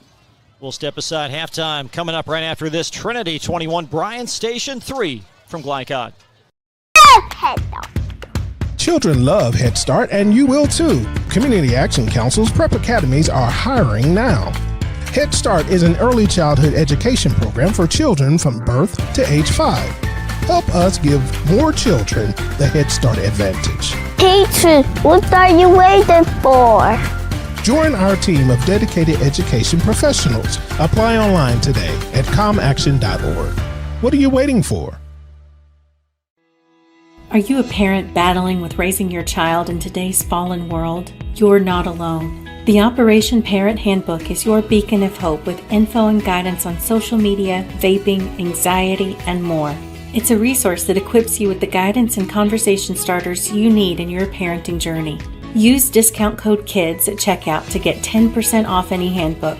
Visit operationparent.org to reclaim your confidence as a parent. Operation Parent, you've got this. New recruit, take advantage of our apprenticeship program. Come out of our 4-year course debt-free. With health insurance, a guaranteed pension, a degree, and an electrical license. 3 words I'd use to describe the apprenticeship are opportunity, skillful, educational, solid career path, rewarding, beneficial, and a brotherhood. A life-changing opportunity.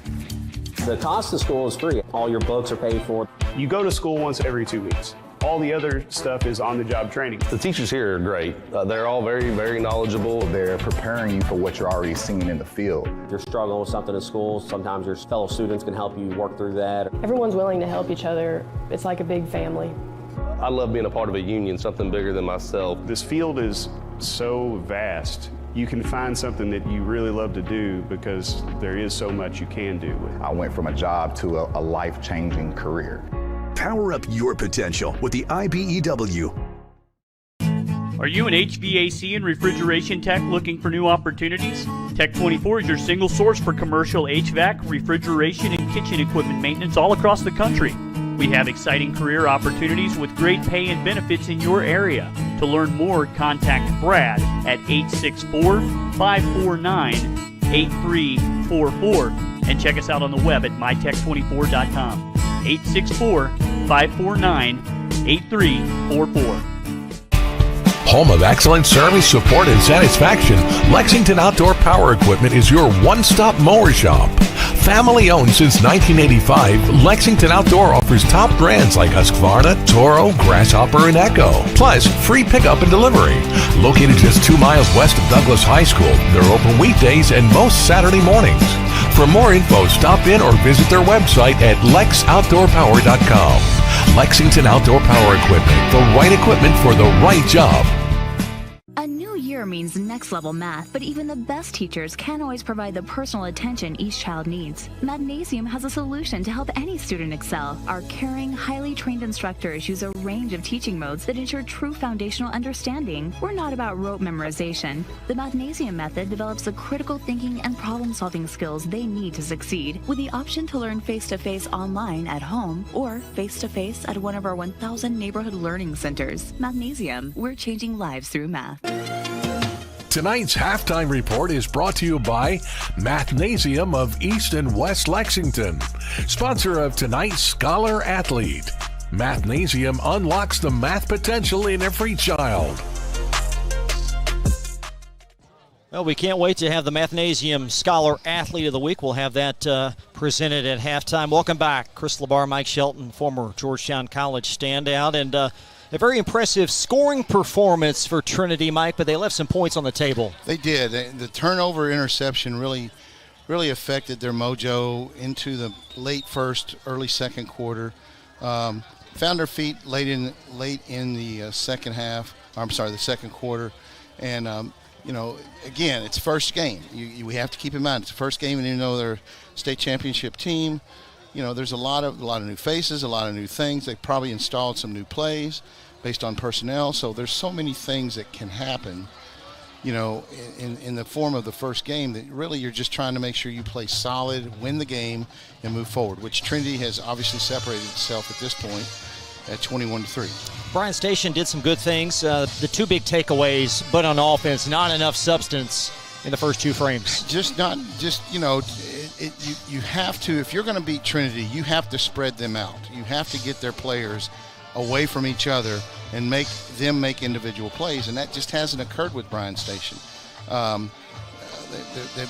they're allowing Trinity to play in a box, which is to Trinity's favor because their pursuit angles are so strong it's not even remotely close. So Bryan Station has to find a way to get the ball in space, has to find a way to get the ball to playmakers, and has to find a way to find seams for their stud running back to get upfield, because he can do it. He can get upfield. He just needs a little more help and a bigger seam. We'll update the offensive stats in the latter segment of this half. Defensively, for Trinity, you've got Bailey Vance, 6 tackles, 7 tackles, 3 for a loss. And for Bryan Station, their sophomore linebacker, Raymond Young, leading them with 3.5 tackles. The interception, of course, was by Wilson for Bryan Station. And the fumble as well, recovery in the end zone. Yeah, that was a big play for Bryan Station, and it's a shame they couldn't capitalize on that because, that potentially could have made it 28-3. And, you've just got Bryan Station needs to capitalize on other teams' mistakes and not so much penalize themselves with their own mistakes.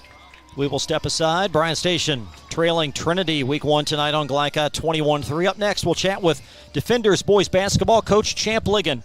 We'll have that conversation in just a few moments from Glycod. For any of your window, door, and siding needs, contact the team at Elite Building Products. Their factory-certified, licensed, and insured contractors have been installing energy-efficient windows and doors for over 30 years. They also offer energy tax credits and military veteran discounts. Locally owned and open weekdays at 242 Wilson Drive, just off of the 27 bypass. For a free estimate, call 859-887-2440. Elite Building Products. Calling all football fans. Come on down to Roosters, where the wings are hot, the drinks are cold, and the good times never stop. Roosters is where you can catch all the action of the game and enjoy a delicious meal. Choose from 15 varieties of sauces. Even try our burgers, salads, and out-of-this-world pizzas. Something for everyone at Roosters. Dine in, carry out, or let us cater. Open late for the Night Owls. Visit our Richmond Road location or off Nicholasville Road by Walmart. Are you a parent battling with raising your child in today's fallen world? You're not alone. The Operation Parent Handbook is your beacon of hope with info and guidance on social media, vaping, anxiety, and more. It's a resource that equips you with the guidance and conversation starters you need in your parenting journey. Use discount code KIDS at checkout to get 10% off any handbook. Visit operationparent.org to reclaim your confidence as a parent. Operation Parent, you've got this. Research has shown high school sports to be a great community influence. Join scores of local businesses that have partnered with Glycod in sponsoring live, hometown-oriented sports programming on our video and social media platforms. For more information, email info@glycod.com. Let's get real. For a lot of people, 4 years of college might as well be a million. With us, you can get a certificate in a matter of months and start a career right away. College for the real world. College for your world. With Fast Signs, create custom deep sea signage that makes the wait a visual escape. Fast Signs, make your statement. Here to hear what's on your mind. Take this time to talk and get it right. You know I'll be there all your life. When you need me, I'll be by your side. Little everyday conversations about the dangers of underage drinking can make a big difference in a child's life. Talk, they hear you. You're watching Central Kentucky High School Football on Glycod. Back live on Glycod, Chris LeBar along with Champ Ligon, boys basketball coach at Bryan Station. We welcome you back, and Coach, welcome. Appreciate it. Good to see some of your guys out there playing tonight. Yeah, Monte Ashford's made a couple catches. Yes. Fawn Brunley playing football for the first time in his life, kind of got in there. He would probably had a sack, but they held. He drew a penalty, so it's exciting to watch those guys. What's it like for you as you get ready for yet another season of high school basketball? Oh, it's always exciting. I think we got a chance to be really good this year, and I got a lot of great kids that have really played for me for 3 or 4 years now, so it's real exciting. Champ, your team last year did so many good things and yet came up a little bit short. Was there a sense that you did so well or that maybe you left something left? You always feel like you leave something on the table unless you win the whole thing. And the closest I've gotten a couple times, I've been in the Final Four when I was girls coach at Mayo. Been in a lot of regional finals. It's awfully good to win. Not so good when you lose. Well, you got some great players coming back. For the folks in Louisville that may not know about Amari Owens, describe his play and the caliber of player he is. I tell you what, as good as he was last year, he's really improved a lot. I call him my cheat code because he can basically, if things are going bad, you can just take over a game. In every game, at least one time, he makes a play that just leaves you shaking your head like, what did he just do? So he's a special talent. He's a great kid. He's got a very bright future, and he's our leader, and we've got a lot of other great players around him too. High school basketball is so strong up here in Lexington, and you've been here before, having coached Station before. You've also been in Louisville. Right. What are the parallels between the two cities? You know, it's funny. I just got asked that question yesterday, as a matter of fact. I think obviously Louisville and Lexington are the two strongest areas of basketball in the state, between the 6th, 7th, and 11th region. If you can win them, you've got a great chance to win the state tournament. But in terms of kids, I would say that overall the kids in Louisville have a little more dog in them than the Lexington kids, just because they've had a little maybe rougher upbringing background. How long you want to keep doing this? I mean, you've been at this for so long. What's left for you? Well, I've actually retired a couple times, but right now I'm really happy. You know, it's open-ended. We'll see how long. Thanks for stopping by. Oh, thank you so much. That's Champ Ligon, head coach of Bryan Station. He does a great job. We thank him for joining us. We'll step aside. More coverage. Second half coming right up after this.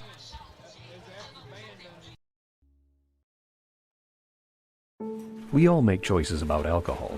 Kids make choices whether to drink or not. Bye, Dad. Bye-bye. Remember, I'm going to Alex's party tonight and sleeping over. Have fun. Hey, remind me about that party again? And adults make choices whether to talk about it. That's true of parents and every other trusted adult in a kid's life. Kids want to know our expectations, and they want honest answers in everyday conversations. So talk with your kids and help lead them on a positive path. Because when you talk, they hear you. You're watching Central Kentucky High School Football on Glycod. Back live at Bryan Station High School. We'll step aside. More coverage. You're watching Central Kentucky High School Football from Glycod. New recruit? Take advantage of our apprenticeship program. Come out of our 4-year course debt-free. With health insurance, a guaranteed pension, a degree, and an electrical license. 3 words I'd use to describe the apprenticeship are opportunity, skillful, educational, solid career path, Rewarding, beneficial, and a brotherhood. A life-changing opportunity. It's about the best I can put it. The cost of school is free, actually. All your books are paid for. You go to school once every two weeks. All the other stuff is on-the-job training. So you're getting paid to do your job. You can start off with absolutely no knowledge, and they're going to give you the tools and the foundation to build up from there. The teachers here are great. They're all very, very knowledgeable, and they care about actually making sure you understand the information that they're presenting to you. So I know that when I go to motor control, Wayne he's passionate about motor control, and he wants you to get it. But it's really not like school. It's they're preparing you for what you're already seeing in the field. So you're able to implement what you're learning almost on the fly. And sometimes you're learning more things in the field. By the time you get into the classroom, it's like, oh, I already know this. They break the class down into smaller groups on your class day. If you need help, you can easily look at whoever's sitting next to you and ask them for help. You know, everyone's willing to help each other. It's like a big family. I love being a part of a union, something bigger than myself. This is an organization of brothers and sisters all working together to accomplish a common goal. We work together in the field, and then we become friends on the outside, and it's almost like a family organization at that point. Nobody I've ever worked with has referred to this job as a job. I went from a job to a life-changing career. So coming out of the apprenticeship program, you can go into a variety of directions with your work. You can become a foreman, you can do motor controls at a manufacturing facility, you can specialize in fire alarm. This field is so vast. You can find something that you really love to do because there is so much you can do with it. So if you're the kind of person that likes to think things through or see how things work on the inside. Someone that's detail-oriented, motivated. I've always seen myself as a hands-on person. Being in an apprenticeship, I'm getting my associate's degree, doing electrical, and being able to do something hands-on. If you like to build things, this is the place. It requires you to grow up. Be accountable for yourself because, yeah, they're going to lay out tools to help you be successful, but it's up to you to, grab those tools and build yourself. Power up your potential with the IBEW.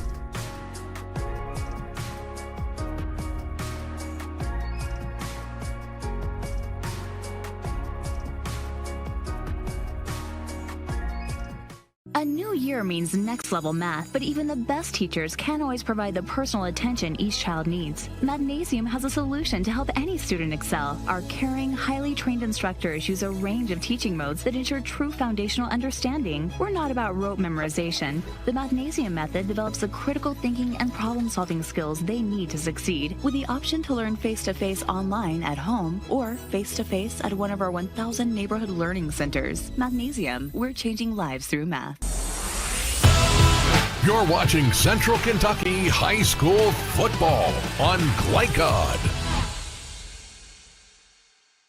Back live at Bryan Station High School, we'd like to welcome Mathnasium aboard. Mathnasium, proud supporter of tonight's Scholar Athlete on Glycod. They have 2 Lexington locations at Mathnasium. They are changing lives. Tonight's Scholar Athlete, Bryan Station, student athlete, Bryan Station's Chris Gerton. Senior defensive end, over a 3.8 grade point average. We'd like to congratulate Chris Gerton, and again, thanks to Mathnasium. They are changing lives through math, and we saw Chris earlier make a good defensive play. We thought he was held coming around the edge. He did. He's got a nice pursuit angle, and but I agree with you. On that particular play, he was held, but he sealed that. I guess it's the left side of the defense. He's done a really good job because they've always run to the right side of the defense, so he definitely is. He's a player. I'd like to thank again Mathnasium for all their support here on Glycod.com. A couple of Lexington locations, and we've got a Trinity return here to start this second half. As this second half is sneaked up upon us, they're supposed to put 5 more minutes on the clock. It's a rather quickie, that's for certain. But we are we're at a point where we're moving on. So. One of the keys to the game here for Bryan Station, got to get that Trinity offense back on the sideline. Just you can't do anything other than that. Don't let them get out there. If you do, you give up. The percentages are they're going to score points. So first down and 10 for Trinity. Zane Johnson, a pair of touchdown tosses in the first half. Zach Floyd accounting for the other Trinity touchdown. That was an 8-yard rush to begin the scoring parade in this game. So first down and 10.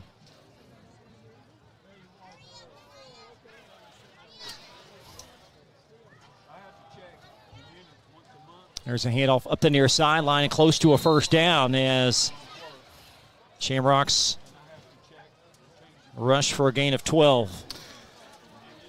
Probably, thinking about Trinity's halftime conversation in the locker room, what would you work on at this particular point? Well, you don't want to get too cute. So I think you try to establish a good run game.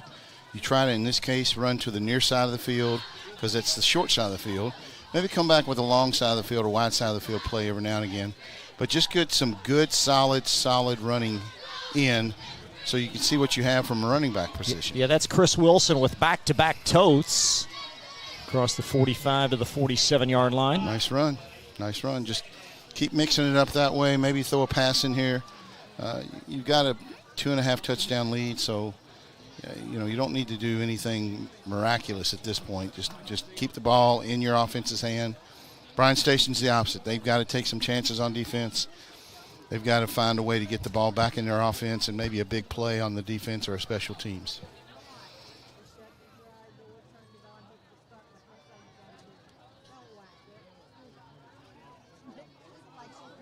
And Johnson in the shotgun. Going to pepper it down the far sideline, and Lynn could not hang on. Got to watch it in, cradle it like a baby. That may have been Johnson's best toss of the night. It was definitely on target. He gave it plenty of air for the play to be made. The receiver just bobbled it and didn't bring it in. Big third down coming up from the Shamrock 46-yard line.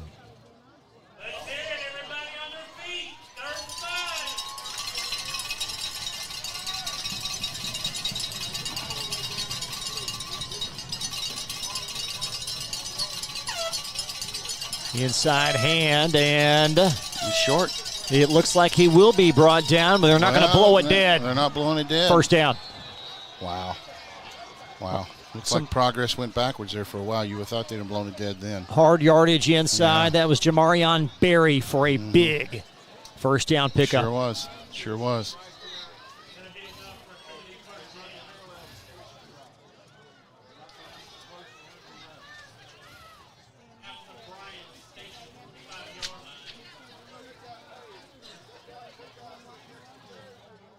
Trinity now 3 of 3 on third down tonight.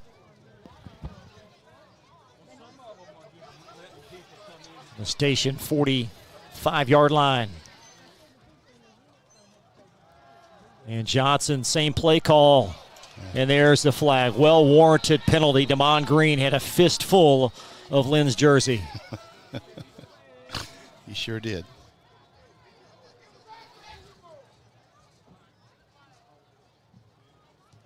And certainly, Lynn, the focal point of this Shamrock offense, and they just find so many creative ways to get him the ball. They do, and again, when you're an athlete, good coaches find good ways to get the ball to good people who can make plays to make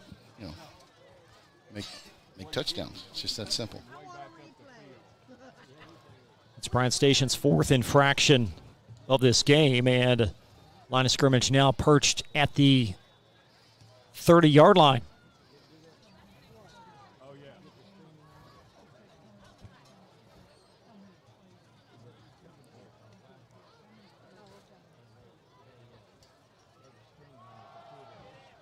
To the near side, that's Floyd picking his way.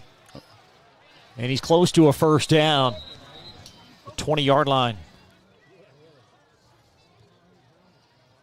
This Shamrock O-line starting to really work its way down the field. So much depth, 3 returning starters, so well coached.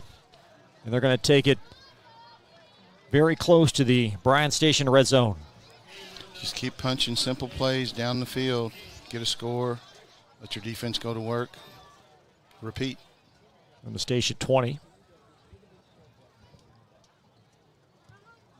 A.J. Green tight into the strong side. He's going to be the lead blocker for Berry. Berry seeks the edge. He'll shift it back inside for a couple. Nice backfield pursuit by Station. Yep.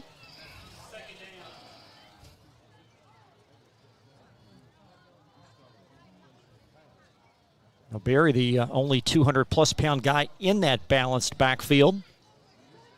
We told you about Trinity's very impressive sophomore class. Berry played a lot last year as a freshman. And a lot to like from that young guy there. It's second down and long.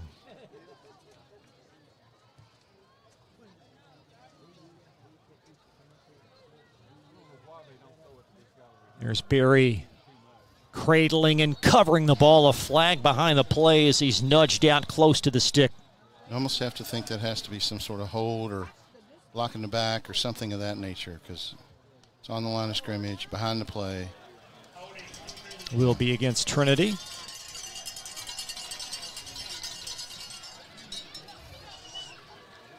So still a lot of time left in this game. If Station gets a stop here, they have their chance. They sure do.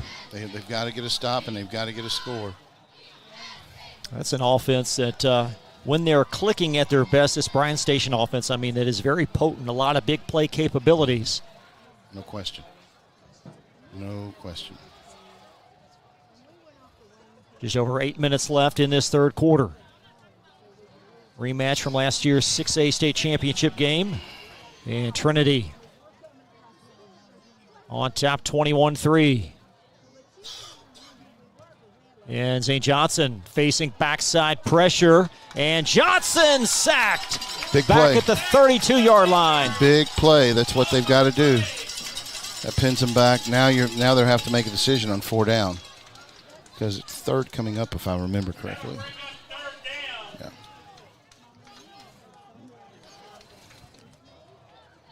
It was Tayondre Clark, the star position, coming around the edge.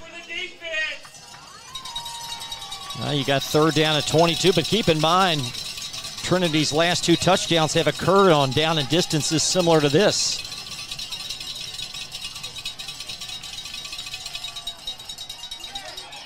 And Johnson flips it for an incompletion. Textbook screen read. Good for Bryan Station. That was they set the screen up, and Bryan Station just sniffed it out before it happened. J.T. Haskins Sr., their defensive coordinator, has to love that.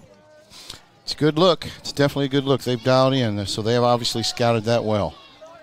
So Bryan Station gets their defensive hold, and here comes Carson Hilbert, his first punt tonight for Trinity. I think he's going to kick a field goal. Oh, wow. This will be 49-yarder. Now, in the scrimmage versus Springfield, he did make one from this distance, but this would be a career high in varsity competition of 49 yards. It's a good night for it. Not a lot of wind. Shoemaker's hold is down. And look at that kick by Hilbert, but it's short. Wow.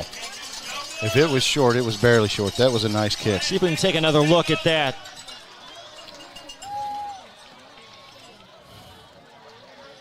It's hard to tell from there. Short and a little bit off to the right. Mm-hmm. So Bryan Station with the hold, and by the way, they've got pretty good field position as well. I was going to say, that plays right into Bryan Station's plan if they're going to make things happen.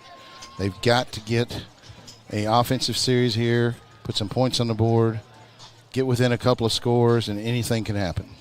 Quick look at the halftime numbers. Only 74 yards from scrimmage for Bryan Station. And Trinity very balanced. So Bryan Station football from their 32. And the defenders with a little mojo to start this third quarter. Davis rolling right. And Davis going to zing it right to the stick, and that's going to be incomplete. Never really got his shoulder squared. He looked like he wanted to run, then he wanted to throw, and he just never really, it was sort of half in, half out on that.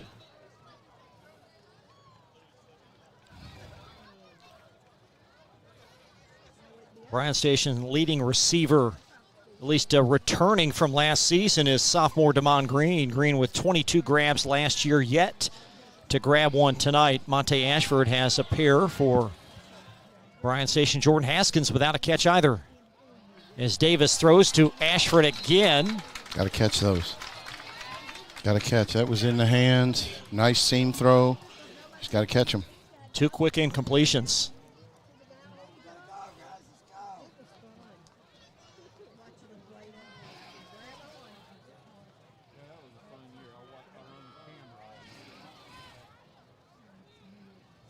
So James Davis, first year playing since transferring over from George Rogers Clark up here in Winchester in 2022.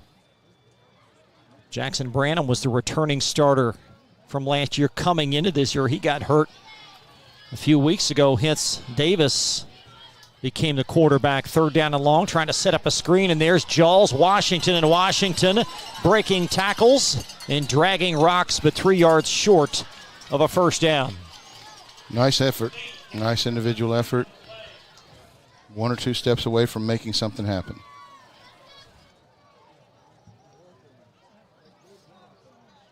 Fourth down, and I think a little consternation on the near sideline as Bryan Station, at least for the moment, has their offense out on the field.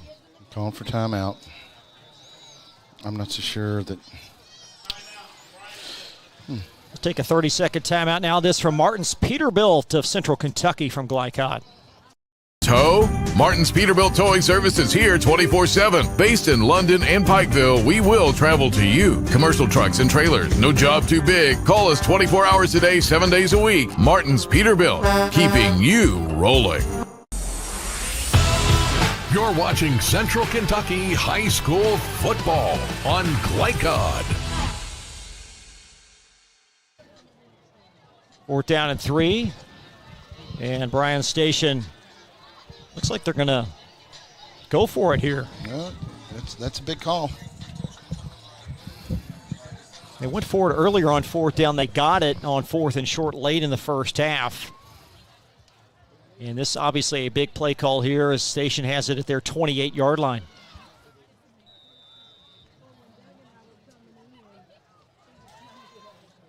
Davis rolling, needing 3. And he might be a little bit short. Depends on where the spot is. Oh. He did not fall forward. He's going to be, are they going to give him a first down or measure? Oh my, so it is a first down. I was going to say, I thought I saw the referee on the far sideline waving him forward. He gave it to him. I was going to say, Davis isn't exactly the most sturdy at quarterback, and he didn't really fall forward. He fell more parallel. Sort of collapsed and fell parallel. But it will be a first down. Will be a first down. So Bryan Station 2 for 2 on 4th down tonight, and the drive continueth from their 31-yard line. We have another timeout, or? That's a great question. Now the official, Steve Pittman, will restart play. Clock's running.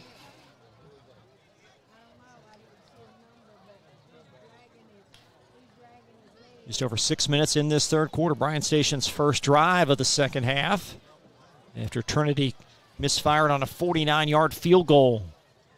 Davis to the short side. There's a flag as Davis ushered out.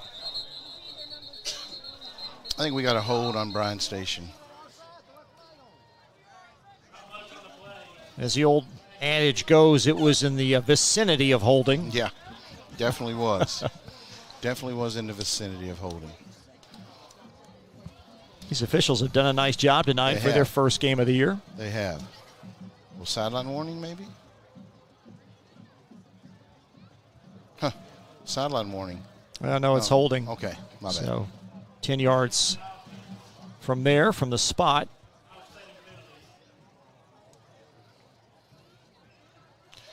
Seems to me Bryan Station is trying to get Trinity to over-pursue so they can cut back through the seam and get some sort of angle in the middle of the field, because that seemed to have worked. The 2 or 3 plays they've had that have worked, that's been what they've been able to do. So a big play or two here, and, you know, it's a ball game. So first down and an even 20. 5th penalty tonight for Bryan Station.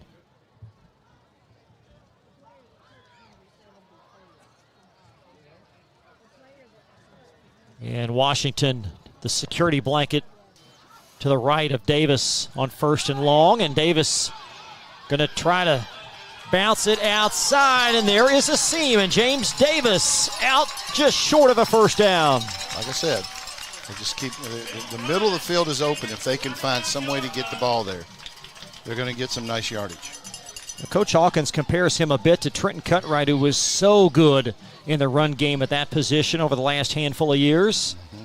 And it's 2nd down and short, and that's a big pickup on 1st down and long. It is. It's momentum. They just need good, solid plays. Bryan Station gets a couple good, solid plays, gets a nice, solid score, gets within a touchdown and a half, and, you know, anything can happen.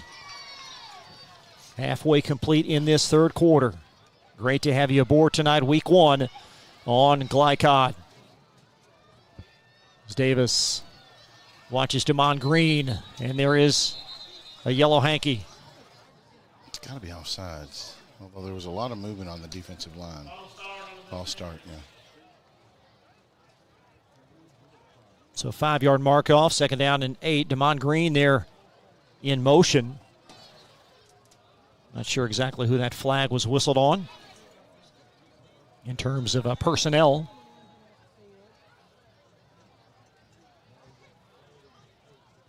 A couple of scores already final tonight over Lafayette High School.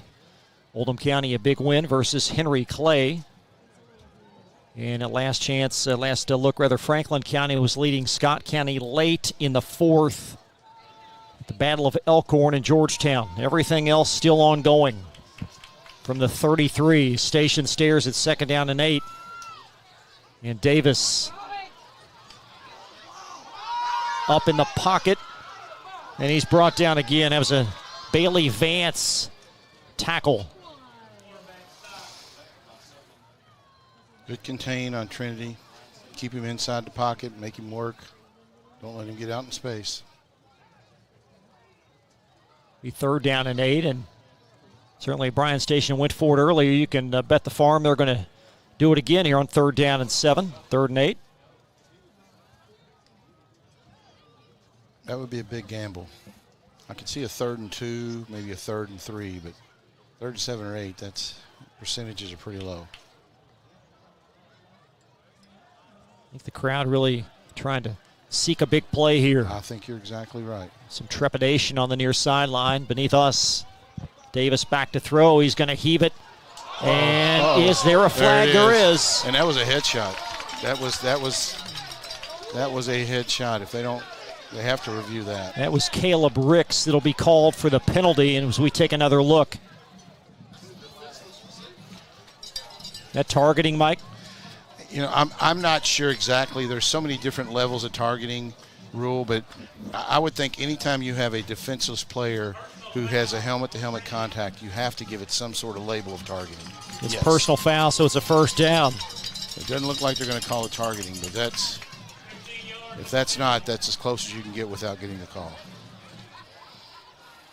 So again, Trinity in command, but 2 turnovers in this game. They've had a bevy of penalties, and just giving Bryan Station enough hope, if you will, as Station inching their way down the field. They're just giving them oxygen. Bryan Station was gasping for air, and now Trinity's just giving it oxygen. What we got here? That 1st down and 10 is what we have. Okay, I thought it wasn't a spot foul. From the Bryan Station 48-yard line. Yeah, okay. It's a 15-yard penalty. There's Washington barreling. And a 2nd-level rush as he'll drag tacklers. Wow. Nice movement. Nice everything there. He's a player, guys. He is a player.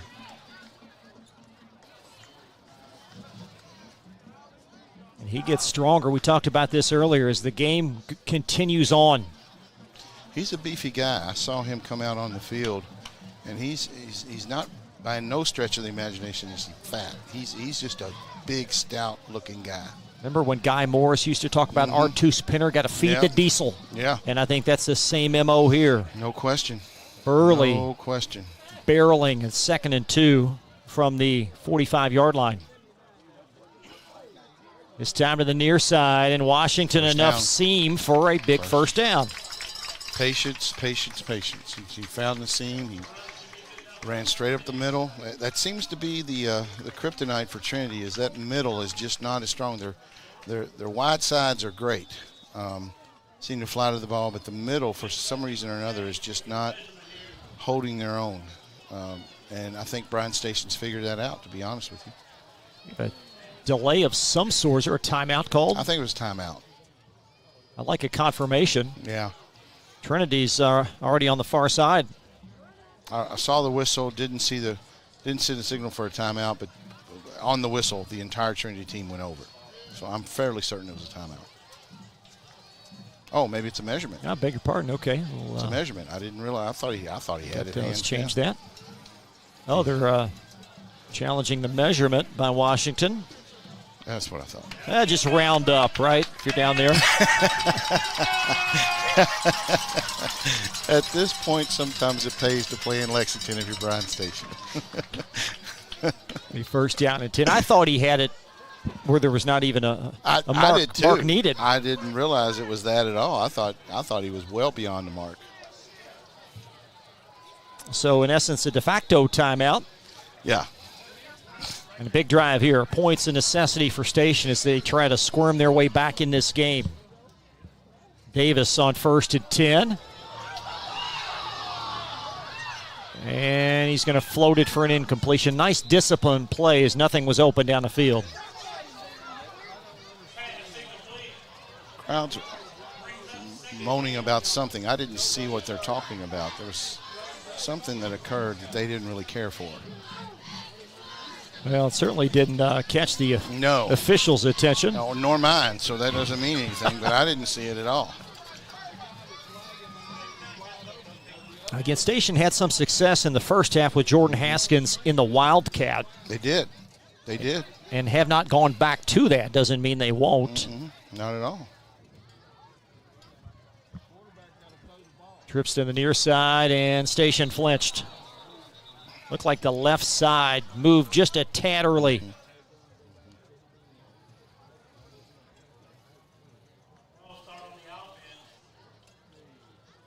Yeah, it was a left tackle just out of his stance. You get tired, you get into a long drive like this, you're grinding, you're a big boy. It's tough. Get down in that stance and not move, and there's as time goes by, the season goes by, your conditioning gets better, things get better. Hopefully those things don't happen. First game, it happens. Second down at 15. The ball laced at the Shamrock 47-yard line is Payne, the freshman, in motion. He's a decoy, and Davis tucks it and keeps it. And Davis, a shoe lash from breaking it outside. I'm telling you, 1 or 2 steps more and he was gone. Good call. There's some pieces to this Station puzzle worth watching. They are, I will tell you, and as Coach Hawkins said, I think as the year goes by, they can keep everybody healthy and get enough reps to have some depth. I think that they will be a formidable foe in the playoffs. Well, that's what they've done the last 2 years. Semifinalist in 22, finalist last year. A very difficult schedule both years early. Third down and a dozen. Davis Ball's down the up. far sideline, and a flag. There A we couple go. of them thrown out there on the boundary. Got a flag. Thought I saw a flag, didn't I? Yeah, there were 2 of them. It appeared to be the same infraction.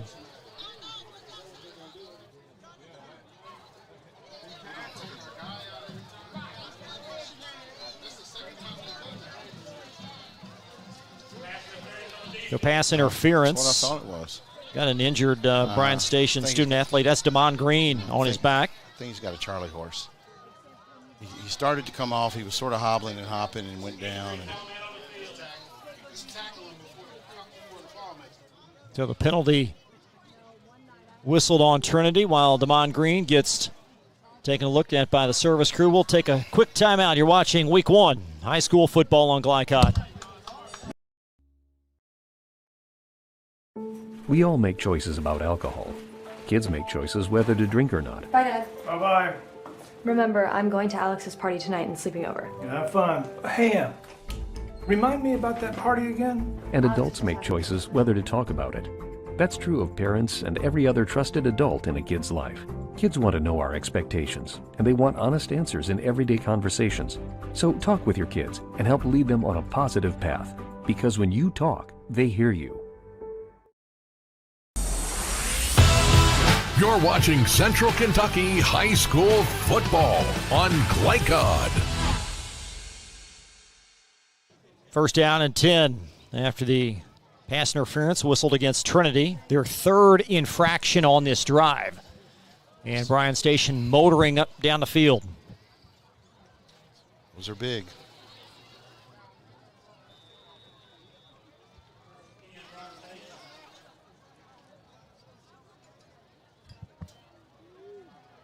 And Davis back to throw, and he's going to throw it behind the target and incomplete. He was trying to find Kamani Barber and threw it just a smidge behind him.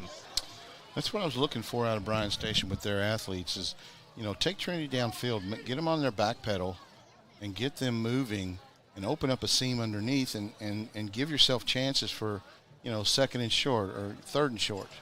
And, it seems like they've started to do that. Nice rhythm on offense at this point. Just got to catch some passes.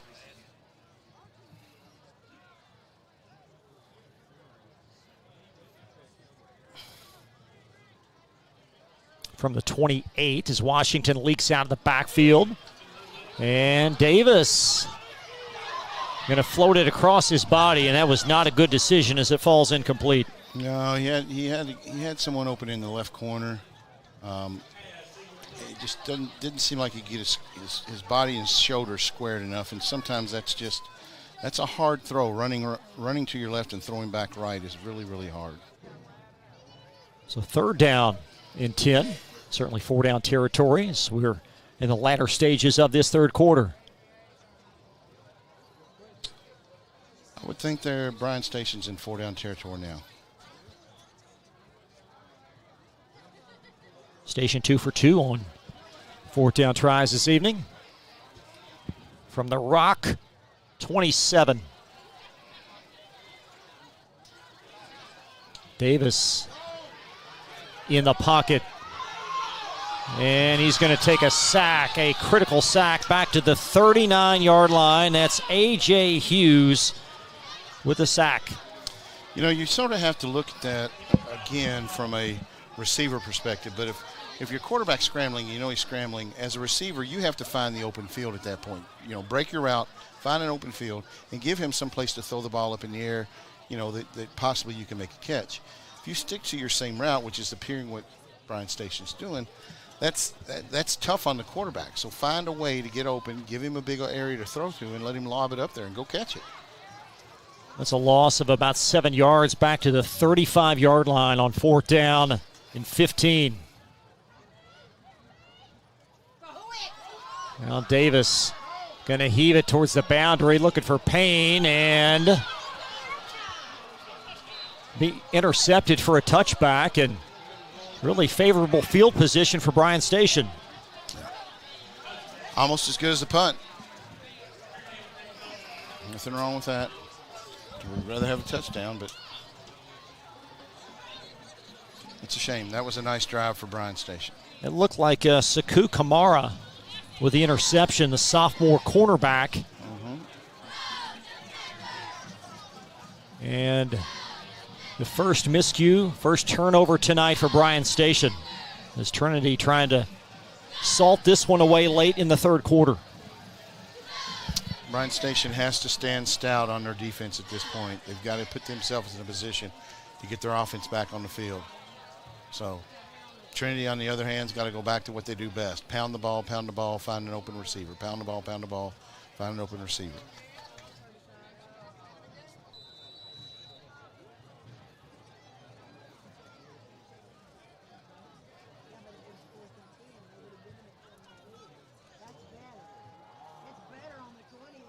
There's Chris Wilson kniving through at the 25-yard line.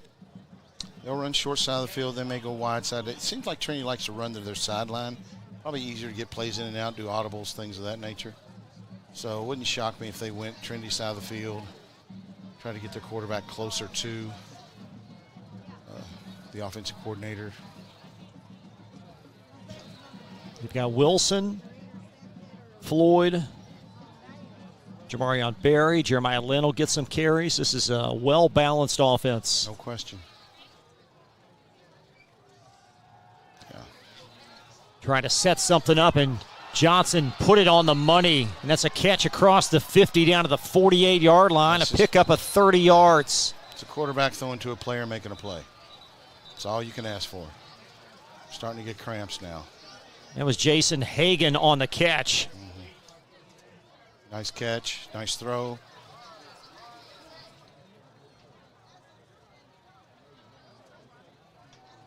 Hagan's third grab of the night. This one for 30. And we'll have an injury timeout. We'll step aside. 30-second break. Thanks so much for watching us tonight on Glycod.com.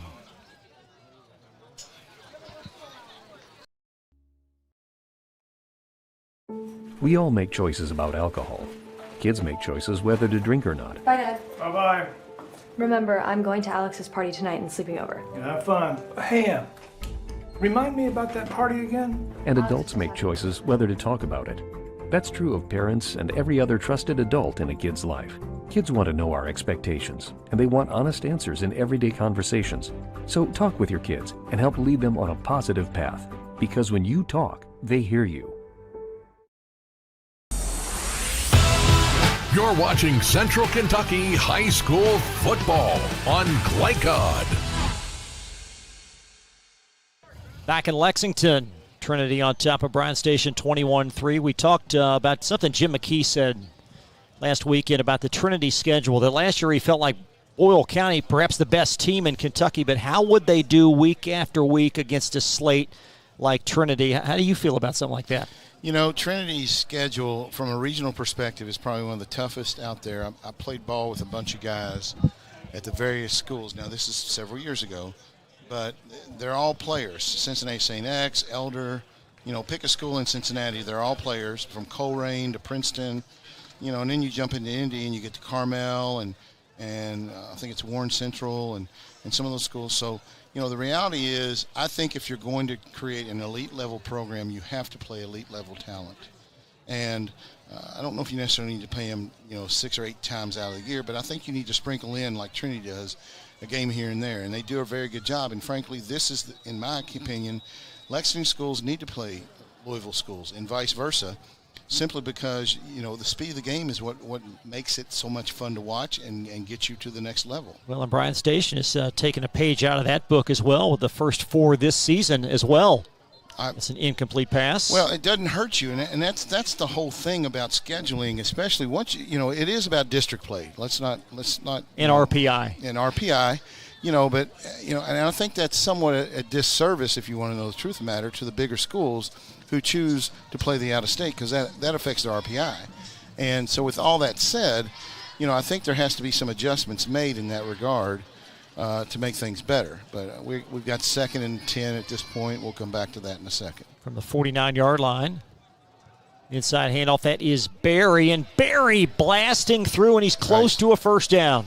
Back to the RPI, you're almost penalizing a Trinity or a Mail or for this matter, a Bryan Station from trying to prep their team for a deep run, because it is about, late October, November, then December, early December.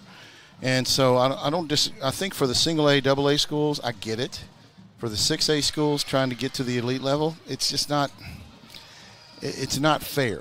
Because you can play a puff cake schedule, have an RPI of whatever, be the highest rated in the state, and come up against a Trinity who doesn't have that RPI, and boom, there we are. 3 quarters in the books. Trinity 21, Bryan Station 3. Be back after this.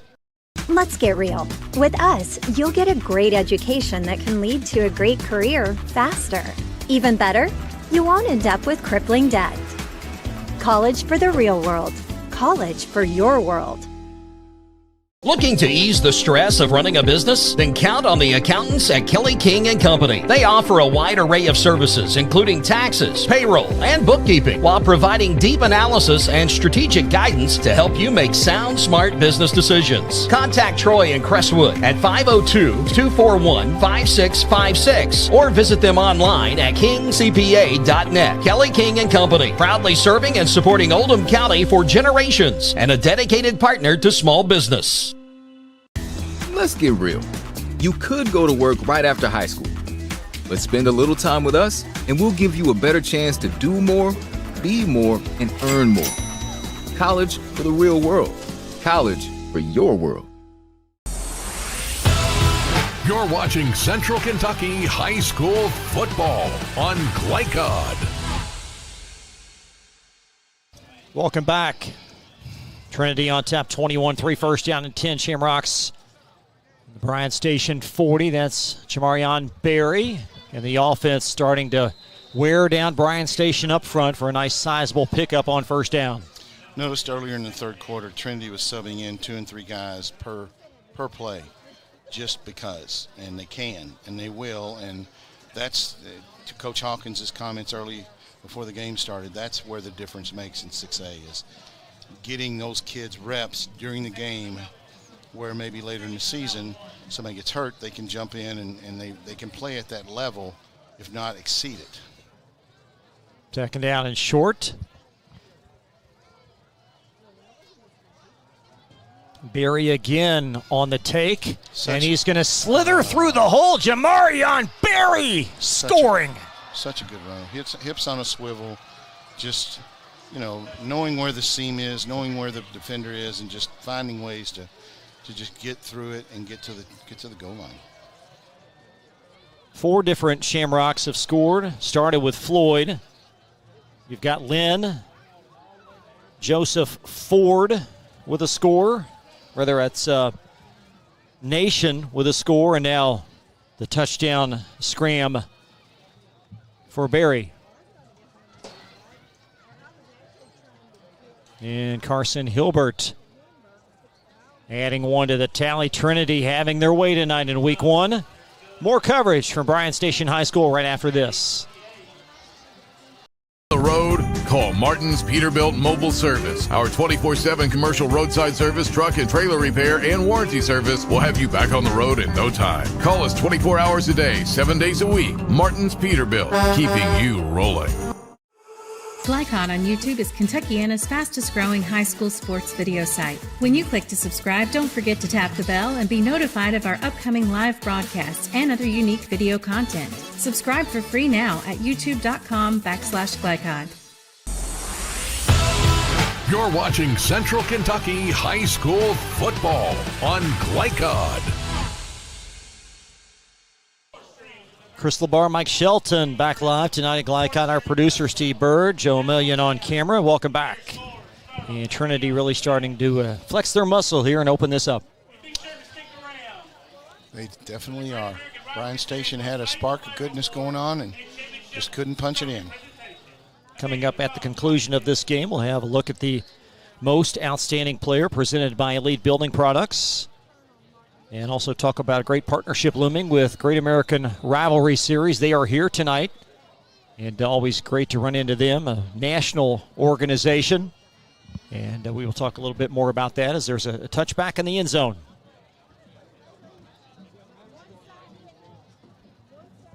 Now, what's the plan here with over 11 minutes for Station as they try to build on stuff for week 2? I think what you've got to do if you're Bryan Station offensively is continue what you did. You had a nice drive. Trinity helped you with a couple of penalties, but you had a nice drive. You got to start building momentum, and scores obviously help with that. But more importantly, first downs and touchdowns. That's all you got to think about, and things will come into play. Davis in the shotgun, and there's Washington inside to the 20. To the 22, and Coach Hawkins spoke before the game about so much on Washington's shoulders. New quarterback this year. You have some very talented but young wideouts, and really the key to their offense at this point is number 1. I think so. And you've got to get your line to create a little more of a seam for him. Because he's definitely a player that when he finds that opening, he can burst through there and make some plays. That's Kamani Barber, his first catch. Barber second returning receiver coming into the year, and his first catch of the night.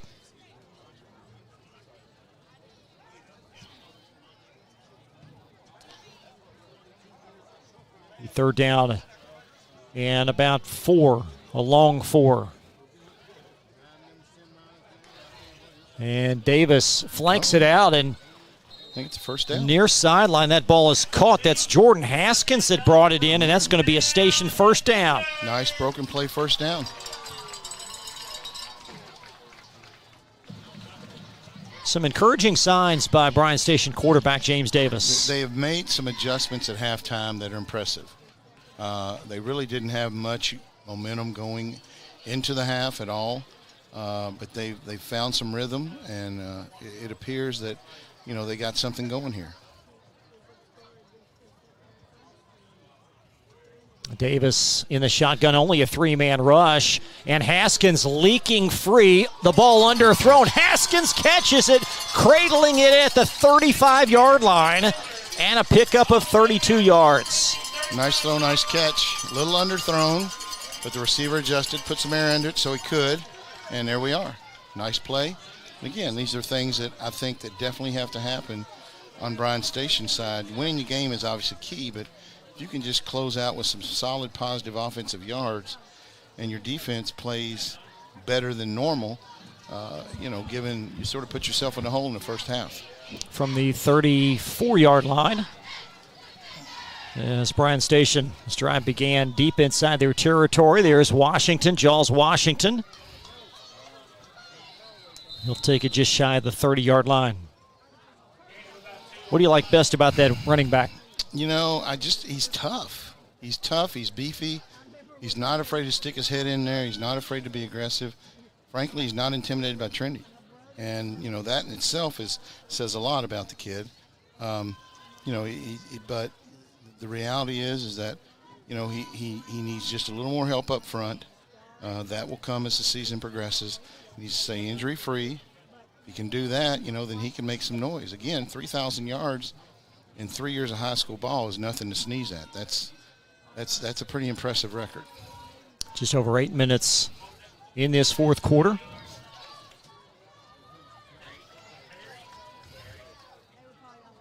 As Davis veering to the right, there's a flag. Oh my God. You would think it was a hold or a block in the back or something of that nature.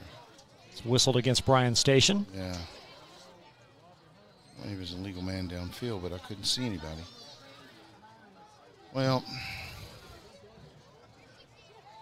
talking with Coach Cobb, he described this as, the fun part, the unknown going into week one. You really don't know what you're going to get. When the foundation's laid, then you can grow upon it. I think both these teams prescribe to that. I don't think Bryan Station has played horribly. That's not the point I'm trying to make. It's just that sometimes they get in their way, and if they can just figure out a way not to get in their way, to allow plays to be made and allow players to make their plays and find seams and make catches, Bryan Station is going to be a very, very good ball team. Second down and 17. Nice. As Davis flanks it right in front. Washington Yep. barreling his way close to the 20-yard line. That just comes, and that's a rhythm that only you can create in practice. Practice and reps creates that rhythm. Because, he's flushed out of the pocket, then he looks down the field and he flips it to, the receiver who broke his route, and here we go. First down and 10 from a 12, 13-yard gain. You'll take those all day long.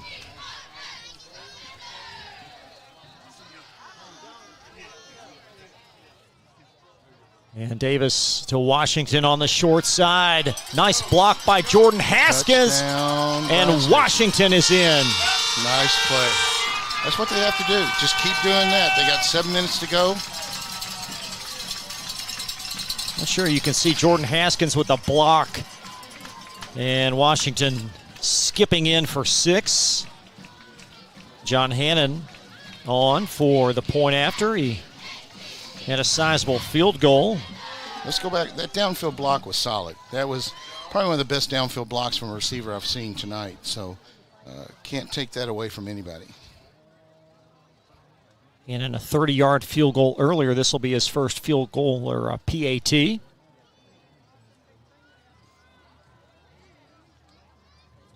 And that one drilled. Makes it 28-10. Is that our soccer player? It is. He's a player. Look at him. All right. Some great games coming up next week, week 2. Providence, Holy Cross, DeSales, North Oldham, and then back-to-back. How do you handicap Male Ballard and Trinity, Frederick Douglass? Based on the last 2 or 3 games between Male and Ballard, it's a toss-up. I mean, that Male pulled it out, a year and a half ago or whatever it was, at the last minute on their goal line. And then, obviously Ballard's team by far is one of the most improved football teams in Jefferson County School. I wouldn't say history, but recent history. They have turned it around. They've got good athletes. They've got a committed coach. They do good work over there. They really do. And, Male's Male, and, the only thing that beats Male is Male themselves. So they've got to just continue to do what they do and play clean football, and they'll have a solid season. Hopefully they'll move on up into the rankings and so forth. Some great games next week. We hope to have you aboard in week 2. But still 7:13 left in the opener as Trinity leading Bryan Station 28-10. onside. Little onside kick action by Hannon. And smother right at midfield. Didn't quite get top of the ball. You don't kick soccer balls from the top. You kick them from the bottom. So didn't really get the action he needed on that onside. But I have a feeling he'll master it before the year's out. So still 7 minutes left, and Trinity perhaps seeking a drive where they can keep it on the ground and take some time off the timer. I think they will. I mean, I guess Bryan Station's got, 2 timeouts? Seems like they took one earlier. Yeah, 2 remaining. So, I don't think they'll try to control the clock at this point. They'll just make sure they don't make any defensive mistakes and hopefully get a turnover on downs and at least get another score and make it respectable. You never know, though. Defensive, turnover for a touchdown, and the next thing you know, we're back into this thing. From the 49-yard line. There we go. That is McBroom. And McBroom dropped for a yard.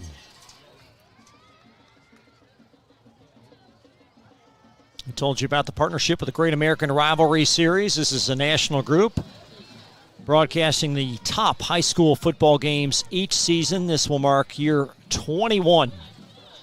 And partnerships looming with Glycod, and look forward to that Great American Rivalry Series. It is such a good series. It just there's nothing negative about it because it highlights good teams, good communities, good ball players. There's nothing bad about it. It's a wonderful, wonderful program. Well, and you're going to have a vote for the most outstanding player after this game. The debate is on. I don't know who we're going to pick. So don't include me. It won't be me either. Be third down and long. And really, we talked about this off the air. It is difficult because this game you've had some balanced performances. Well, I mean, you had 4 touchdowns by Trinity from 4 different players. So you didn't have dominance. Now, the quarterback for Trinity has made some decent plays, but he's also had a couple turnovers. So, you can't really hands down give it to him. So, Bryan Station's running back has done a really solid job, and I'm really high on that kid. But we'll see. Third down and long is Bryan Station trying to get off the field here. There is Johnson floating it and incomplete. It looks like it may have gotten tipped. So, because it looked like it was behind the receiver, and I haven't seen him throw many behind the receiver. Got a man down. See if we can get another look. Ball thrown behind. That's why I think it was tipped. Does that make sense? Yeah, it definitely makes sense. It was thrown behind Liam Sellinger. And a quick 30-second break. Fourth down coming up. Thanks so much for watching us on Glycon. We'll be right back. Tow? Martin's Peterbilt Towing Service is here 24/7. Based in London and Pikeville, we will travel to you. Commercial trucks and trailers, no job too big. Call us 24 hours a day, 7 days a week. Martin's Peterbilt, keeping you rolling. You're watching Central Kentucky High School Football on Glycod. Back live as Jordan Haskins is going to lumber off the field. That's certainly something that Bryan Station does not want the case to be. A very, very talented sophomore. And fourth down looming. Can't tell if it's just a Charlie horse. I mean, he's under his own feet, so that's good. Or on top of his own feet, I should say. We've seen a few of those tonight, though, with cramping. It's certainly been very hot at times. Anytime early in the season, I mean, because you practice hard, but when you play a game, you give that little extra, and it's going to cause some cramping and other things to occur that just are normal, that don't happen in October. And Trinity is going to punt. Mm-hmm. You cannot see the punter in the screen, but he is on the field. That's Carson Hilbert. And we have a Bryan Station penalty. Looked like a 5-yard infraction. I never saw the call. Perhaps illegal movement. Maybe they lined up off sides. But, I mean, I don't even think they had approached the ball. That's what but it will be free 5, so 4th and 6 becomes 4th and 1. But Hilbert is still out there. You can take me at my word. I promise. There is a Shamrock punter on the field. Question is it going to be a fake punt? No, it doesn't look good. And Hilbert perhaps just trying to guide this one inside the 20. And inside for a touchback. Pin them back and let them go to work.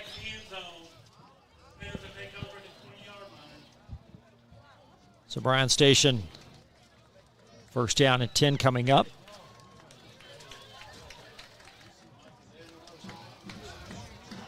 Been great to work with you tonight, Mike. A lot of excitement coming into this year. You know, I really enjoy doing this. It's a lot of fun. It's been many years since I put a helmet on and sweated like a pig that you do in the August days and for that matter July days. And so, but it's just fun to watch kids develop and grow. And you know, Kentucky high school football is at a different place than it was when I played back in the 80s. And I look for nothing but good things. But, again, we've got to get better competition, got to get bigger games and, you know, make games matter. Pass out in the flat. That is Monte Ashford, his 3rd catch in his first varsity game. And he's going to fight for some yardage as Ashford dragging rocks close to the 30-yard line. Kept his feet, doing good work. Oh, that's a nice building block coming over from the basketball team. You know, when you're tall like that, you got good hands regardless because you play basketball, and then all of a sudden, you know, you have good balance, and, you know, now you could fold like a card house, but still, the bottom line is if you can make plays, that's what matters, and he definitely made plays. First down, a gain of 11 up to the 31-yard line. Again, Bryan Station, 2 timeouts remaining. As Davis from the shotgun. And he's thrown to Damon Green. It's high and incomplete, and excellent coverage Not out there by the cornerback. You know, just a little high. If he, you know, ball's a little more catchable, who knows? Because he was on the inside seam of the defender, and if he could catch it and break it, you know, could have been a touchdown. It was promising sophomore L.A. Evans in coverage. Evans already an offer from UK and U of L. Did not play much at all last year, but he's really grown into his body. 6'2", 170 as a corner. And UK and U of L already have offered him. And Davis keeps it himself, and he might have something as he sprinkles out left. And Davis, a nice, clever run, just short of a first down.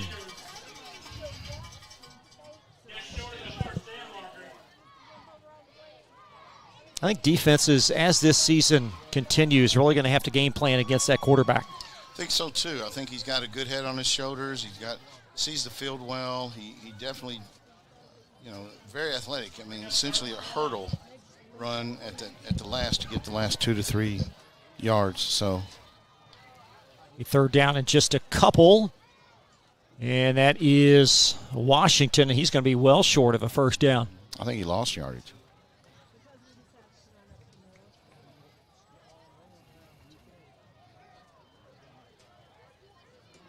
We saw an earlier spot that certainly favored Bryan Station, but this one will not warrant a spot. It's fourth down. Mm-hmm.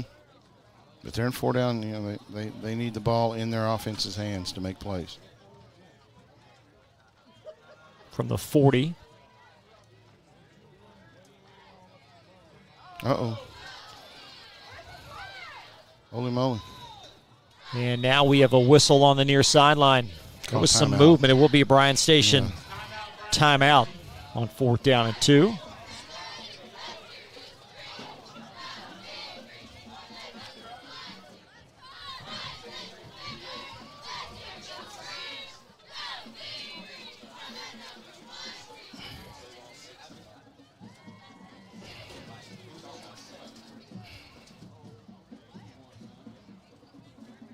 Very solid defensive effort tonight on that far sideline. Seems to be. I mean, Trinity's defense, their defensive front is pretty solid. Their linebackers sometimes get frozen in their feet. Defensive backfield does a good job. They're always on the receiver, the targeted receiver, I should say. So they seem to be doing a very, very good job. So, but that defensive front is tough. That defense coordinated by Michael Fox, outstanding coach, former head coach of Oldham County, now back at Trinity, where he was a former position coach. And now he's a defensive coordinator. 4th down and 2 is Station's offense on the field. And Washington short yardage specialist. Can't tell. There he is. He's right at the marker. It just depends on where they mark it for him.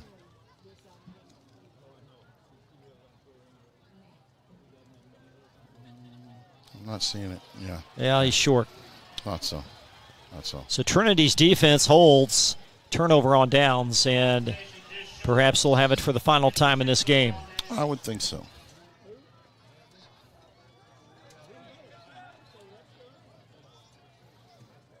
Yeah, high school football, there's nothing like it. I don't care what anybody says. Talk to the best players in the world that have put a helmet on, and they'll tell you their favorite years were playing with high school with their buds. Well, in the community, you talked about how much bigger the game is now than it was. It seems like it's more of a community event now. It's once a week, and it's so large. Student body, community members, everybody out now. You know, if you have a successful football program, in my opinion, you have a successful school, and for that matter, your community is better too. It sort of just feeds on each other, and not that the football team is the catalyst for all that, but it just seems to be a nice mix within everything. So a lot of emphasis on athletics, you know, more so than when we were in college and high school, and a lot more kids are playing it, and that's even better. And the facilities, the change in those. It's insane. And good for them. I mean, when I was, I played at a small school out in the state, and we had, 2x6s or 2x8s on concrete blocks that was our stands. So now you've got these aluminum, just like Bryan Station. It's a beautiful facility. Sure is. And, it's completely different in a good way.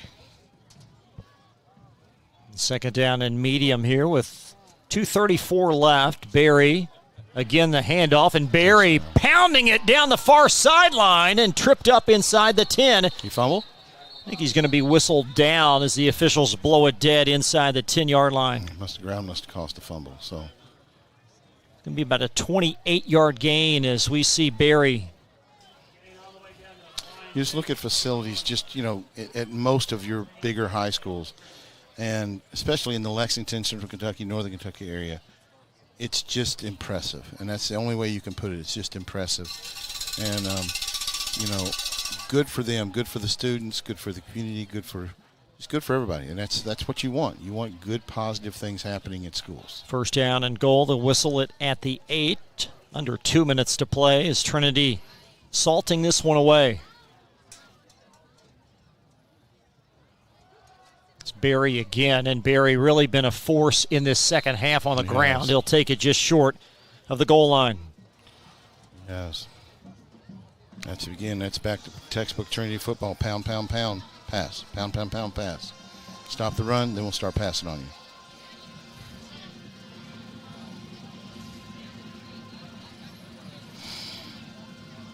These two teams have met in the Final Four and in the championship game the last 2 years. In their third matchup in just over 12 months. Second down and goal. And Johnson to Barry. And I think Barry's short. He is short. Nice goal stand. And we'll see if Jake Cobb elects to take a knee on third down. And head to 64 with a nice 28-10 win. I don't think he's going to do that. Come on, Jay. Take a knee. I don't think he's going to do that. I think it's the first game of the season. You don't want to give up momentum. You want to show your team you believe in them. We'll see. I will say they didn't run a play in.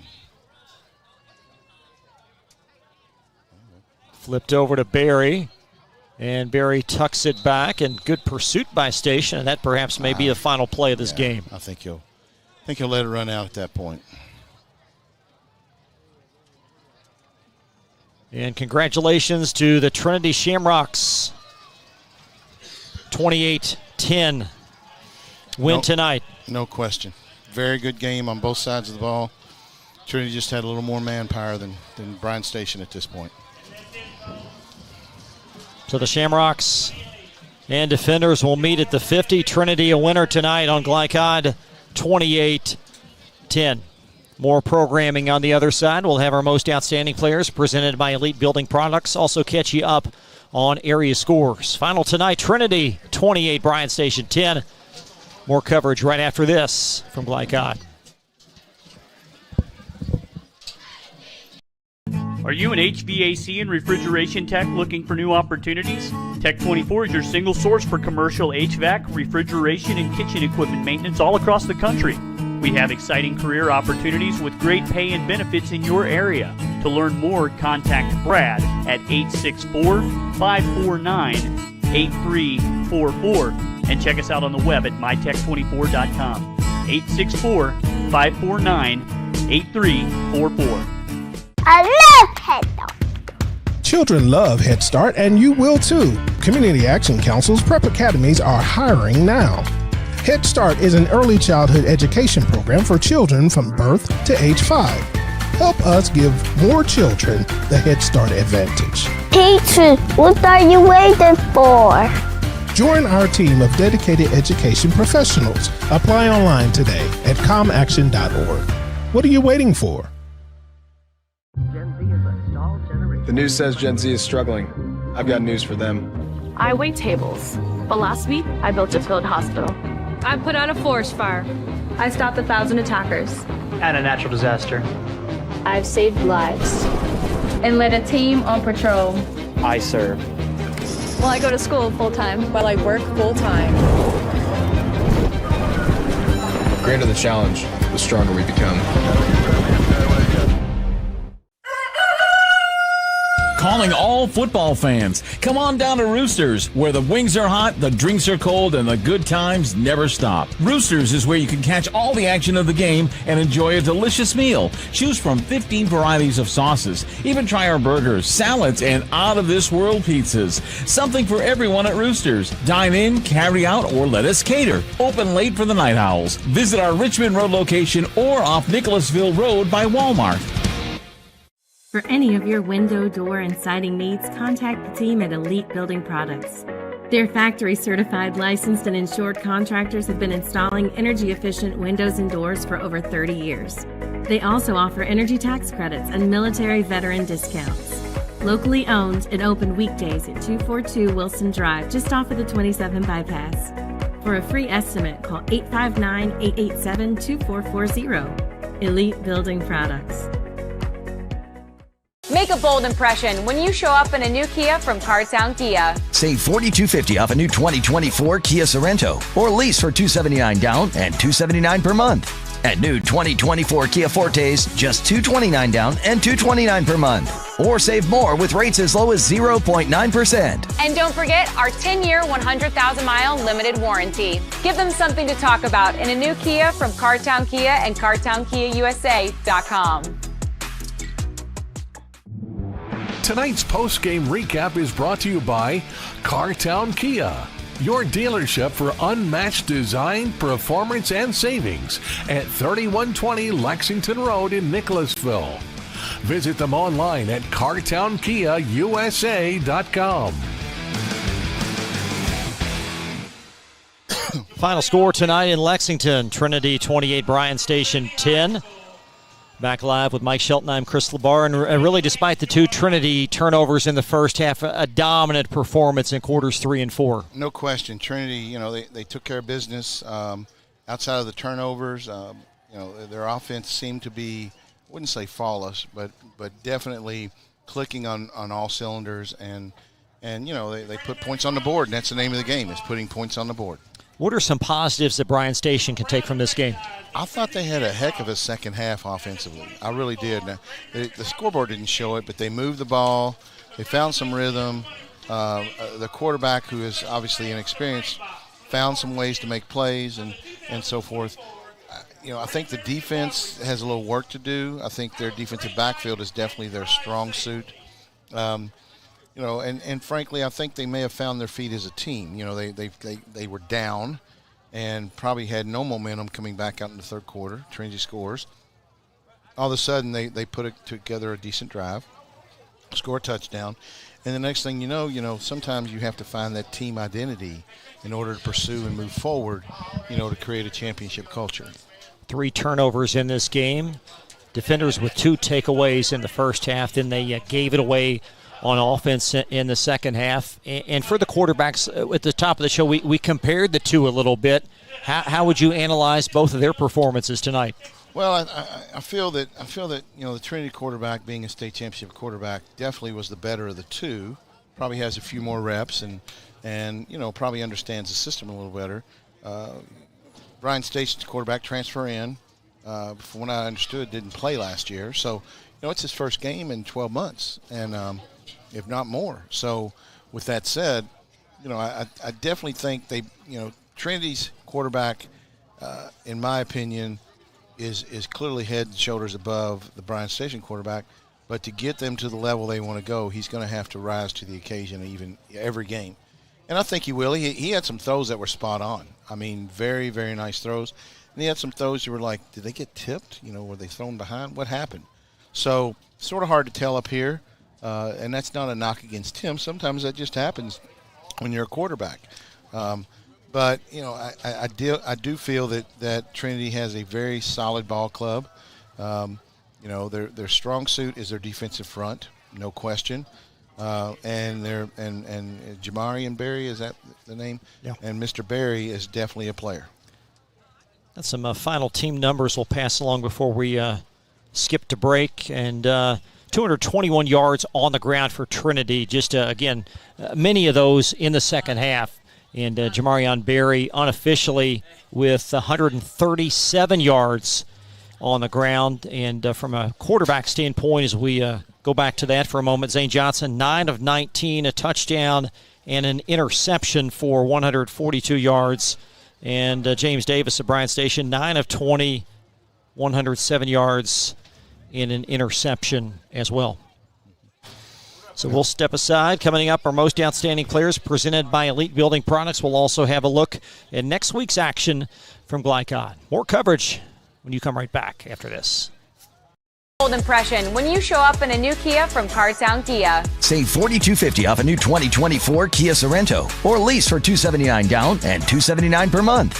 At new 2024 Kia Fortes, just $229 down and $229 per month. Or save more with rates as low as 0.9%. And don't forget our 10-year, 100,000-mile limited warranty. Give them something to talk about in a new Kia from Cartown Kia and CartownKiaUSA.com.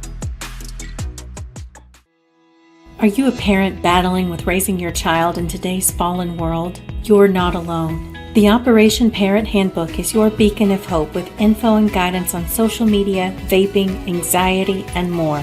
It's a resource that equips you with the guidance and conversation starters you need in your parenting journey. Use discount code KIDS at checkout to get 10% off any handbook. Visit OperationParent.org to reclaim your confidence as a parent. Operation Parent, you've got this. Let's get real. For a lot of people, 4 years of college might as well be a million. With us, you can get a certificate in a matter of months and start a career right away. College for the real world. College for your world. Need a tow? Martin's Peterbilt Towing Service is here 24/7. Based in London and Pikeville, we will travel to you. Commercial trucks and trailers, no job too big. Call us 24 hours a day, 7 days a week. Martin's Peterbilt, keeping you rolling. To hear what's on your mind. Take this time to talk and get it right. You know I'll be there all your life. When you need me, I'll be by your side. Little everyday conversations about the dangers of underage drinking can make a big difference in a child's life. Talk, they hear you. New recruit, take advantage of our apprenticeship program. Come out of our 4-year course debt-free. With health insurance, a guaranteed pension, a degree, and an electrical license. 3 words I'd use to describe the apprenticeship are opportunity, skillful, educational, solid career path, rewarding, beneficial, and a brotherhood. A life-changing opportunity. The cost of school is free. All your books are paid for. You go to school once every 2 weeks. All the other stuff is on-the-job training. The teachers here are great. They're all very, very knowledgeable. They're preparing you for what you're already seeing in the field. If you're struggling with something in school, sometimes your fellow students can help you work through that. Everyone's willing to help each other. It's like a big family. I love being a part of a union, something bigger than myself. This field is so vast. You can find something that you really love to do because there is so much you can do. I went from a job to a life-changing career. Power up your potential with the IBEW.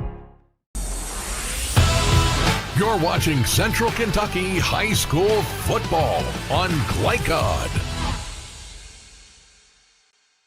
Now for a look at tonight's scoring summary presented by IBEW Local 369. Power up your potential. A lot of Shamrock scoring. It all started in the first quarter. Zach Floyd in on an 8-yard touchdown rush, followed by a Hannon 30-yard field goal for Bryan Station. Then 3 straight Trinity scores. Lynn from 8, McBroom from 46, Barry on the ground from 31, and Kalen Washington scores late for Bryan Station. And Mike, 2 of those Trinity touchdown passes coming on 3rd down and long. They were nice design plays, went to the wide side of the field, gave the receiver a little room to roam, and, put some air into the ball, caught it, nice play, nice catches. And, again, you've got to convert those 3rd downs. You just have to, and Trinity had a much better record tonight with that than Bryan Station. Final score 28-10. Trinity a winner. Our Elite Building Products Most Outstanding Player right after this on Glycod. Research has shown high school sports to be a great community influence. Join scores of local businesses that have partnered with Glycod in sponsoring live, hometown-oriented sports programming on our video and social media platforms. For more information, email info@glycod.com. Home of excellent service, support, and satisfaction, Lexington Outdoor Power Equipment is your one-stop mower shop. Family owned since 1985, Lexington Outdoor offers top brands like Husqvarna, Toro, Grasshopper, and Echo. Plus, free pickup and delivery. Located just 2 miles west of Douglas High School, they're open weekdays and most Saturday mornings. For more info, stop in or visit their website at lexoutdoorpower.com. Lexington Outdoor Power Equipment, the right equipment for the right job. Calling all football fans. Come on down to Roosters, where the wings are hot, the drinks are cold, and the good times never stop. Roosters is where you can catch all the action of the game and enjoy a delicious meal. Choose from 15 varieties of sauces. Even try our burgers, salads, and out-of-this-world pizzas. Something for everyone at Roosters. Dine in, carry out, or let us cater. Open late for the Night Owls. Visit our Richmond Road location or off Nicholasville Road by Walmart. Are you an HVAC and refrigeration tech looking for new opportunities? Tech 24 is your single source for commercial HVAC, refrigeration, and kitchen equipment maintenance all across the country. We have exciting career opportunities with great pay and benefits in your area. To learn more, contact Brad at 864-549-8344 and check us out on the web at mytech24.com. 864-549-8344. A new year means next level math, but even the best teachers can't always provide the personal attention each child needs. Magnesium has a solution to help any student excel. Our caring, highly trained instructors use a range of teaching modes that ensure true foundational understanding. We're not about rote memorization. The Magnesium method develops the critical thinking and problem solving skills they need to succeed, with the option to learn face-to-face online at home or face-to-face at one of our 1,000 neighborhood learning centers. Magnesium, we're changing lives through math. Let's get real. With us, you'll get a great education that can lead to a great career faster. Even better, you won't end up with crippling debt. College for the real world. College for your world. For any of your window, door, and siding needs, contact the team at Elite Building Products. Their factory-certified, licensed, and insured contractors have been installing energy-efficient windows and doors for over 30 years. They also offer energy tax credits and military veteran discounts. Locally owned and open weekdays at 242 Wilson Drive, just off of the 27 bypass. For a free estimate, call 859-887-2440. Elite Building Products. You're watching Central Kentucky High School football on Glycod. One of our favorite parts of the show tonight's Most Outstanding Players, and they're presented by Elite Building Products, locally owned and offering an outstanding selection of windows, doors, and siding. Elite Building Products, 242 Wilson Drive in Nicholasville, or visit them online at elitebuildingkentucky.com. And you look at the Most Outstanding Player tonight for Trinity, Jamarion Berry. No question. The kid's a gamer, and he knows how to find the end zone. And, there's really not much more you can say, especially in a running back. You've got to have the guy who wants the ball, who wants to get into the end zone, and who can make plays by himself, in open space. And he has all those tools. Well, this offense, though, is so balanced, and you had Floyd with a score. We all know what Jeremiah Lin can do as well. Lynn he's a good 1A, to be frank with you. I mean, he definitely an athlete, made plays. Barry just, when they had to have the tough yards, he was the guy that did it. And, but that doesn't mean next week it could be Lynn. It could be a number of different people. 137 rush yards, 2 scores for Barry, and it doesn't take Perry Mason to figure out which direction you're going to go for Bryan Station. No. Mr. Washington is the real deal, and he's a very well-built, athletic running back, and needs a little help up front with his offensive line. Needs some guys to develop a little more, find some seams. Honestly, probably played one of the stoutest defensive lines they're going to see all season long. So they have nothing to be ashamed of. But you get Mr. Washington some room to run, and he's going to do some damage. Take a look at our schedule next week. Some great games on Glycod. We'd love to have you join us up here at 7 and then 4 at 7:30. Perhaps the two highlights, the same Trinity Shamrocks against Frederick Douglass and then Male Ballard. So, in essence, you've got 4 of the perhaps, top 6 or 7 teams next week. At least top 5. Yeah, for sure. You got Station in the mix there as well, St. X. But what a great slate next week, and we'd love to have you join us. So that'll do it for us. Good to see you tonight, Mike. Same to you, Chris. Really enjoyed it, my Outstanding. Man. Yes, sir. For Mike Shelton, I'm Chris Labar and the rest of our Glycod crew. Thank you for watching. We'll see you next week for more high school football from Glycod. Take care. Good night. From Glycod, this has been Central Kentucky High School Football. Presented by Bluegrass Community and Technical College. Never underestimate you. Tonight's game was brought to you by Cartown Kia in Nicholasville. Movement that inspires. IBEW Local 369. Power up your potential. Mathnasium of East and West Lexington. Changing lives through math. Roosters, a fun, casual place for wings and more. Martin's Peterbilt of Central Kentucky. Community Action Council. New Vista. Tech 24.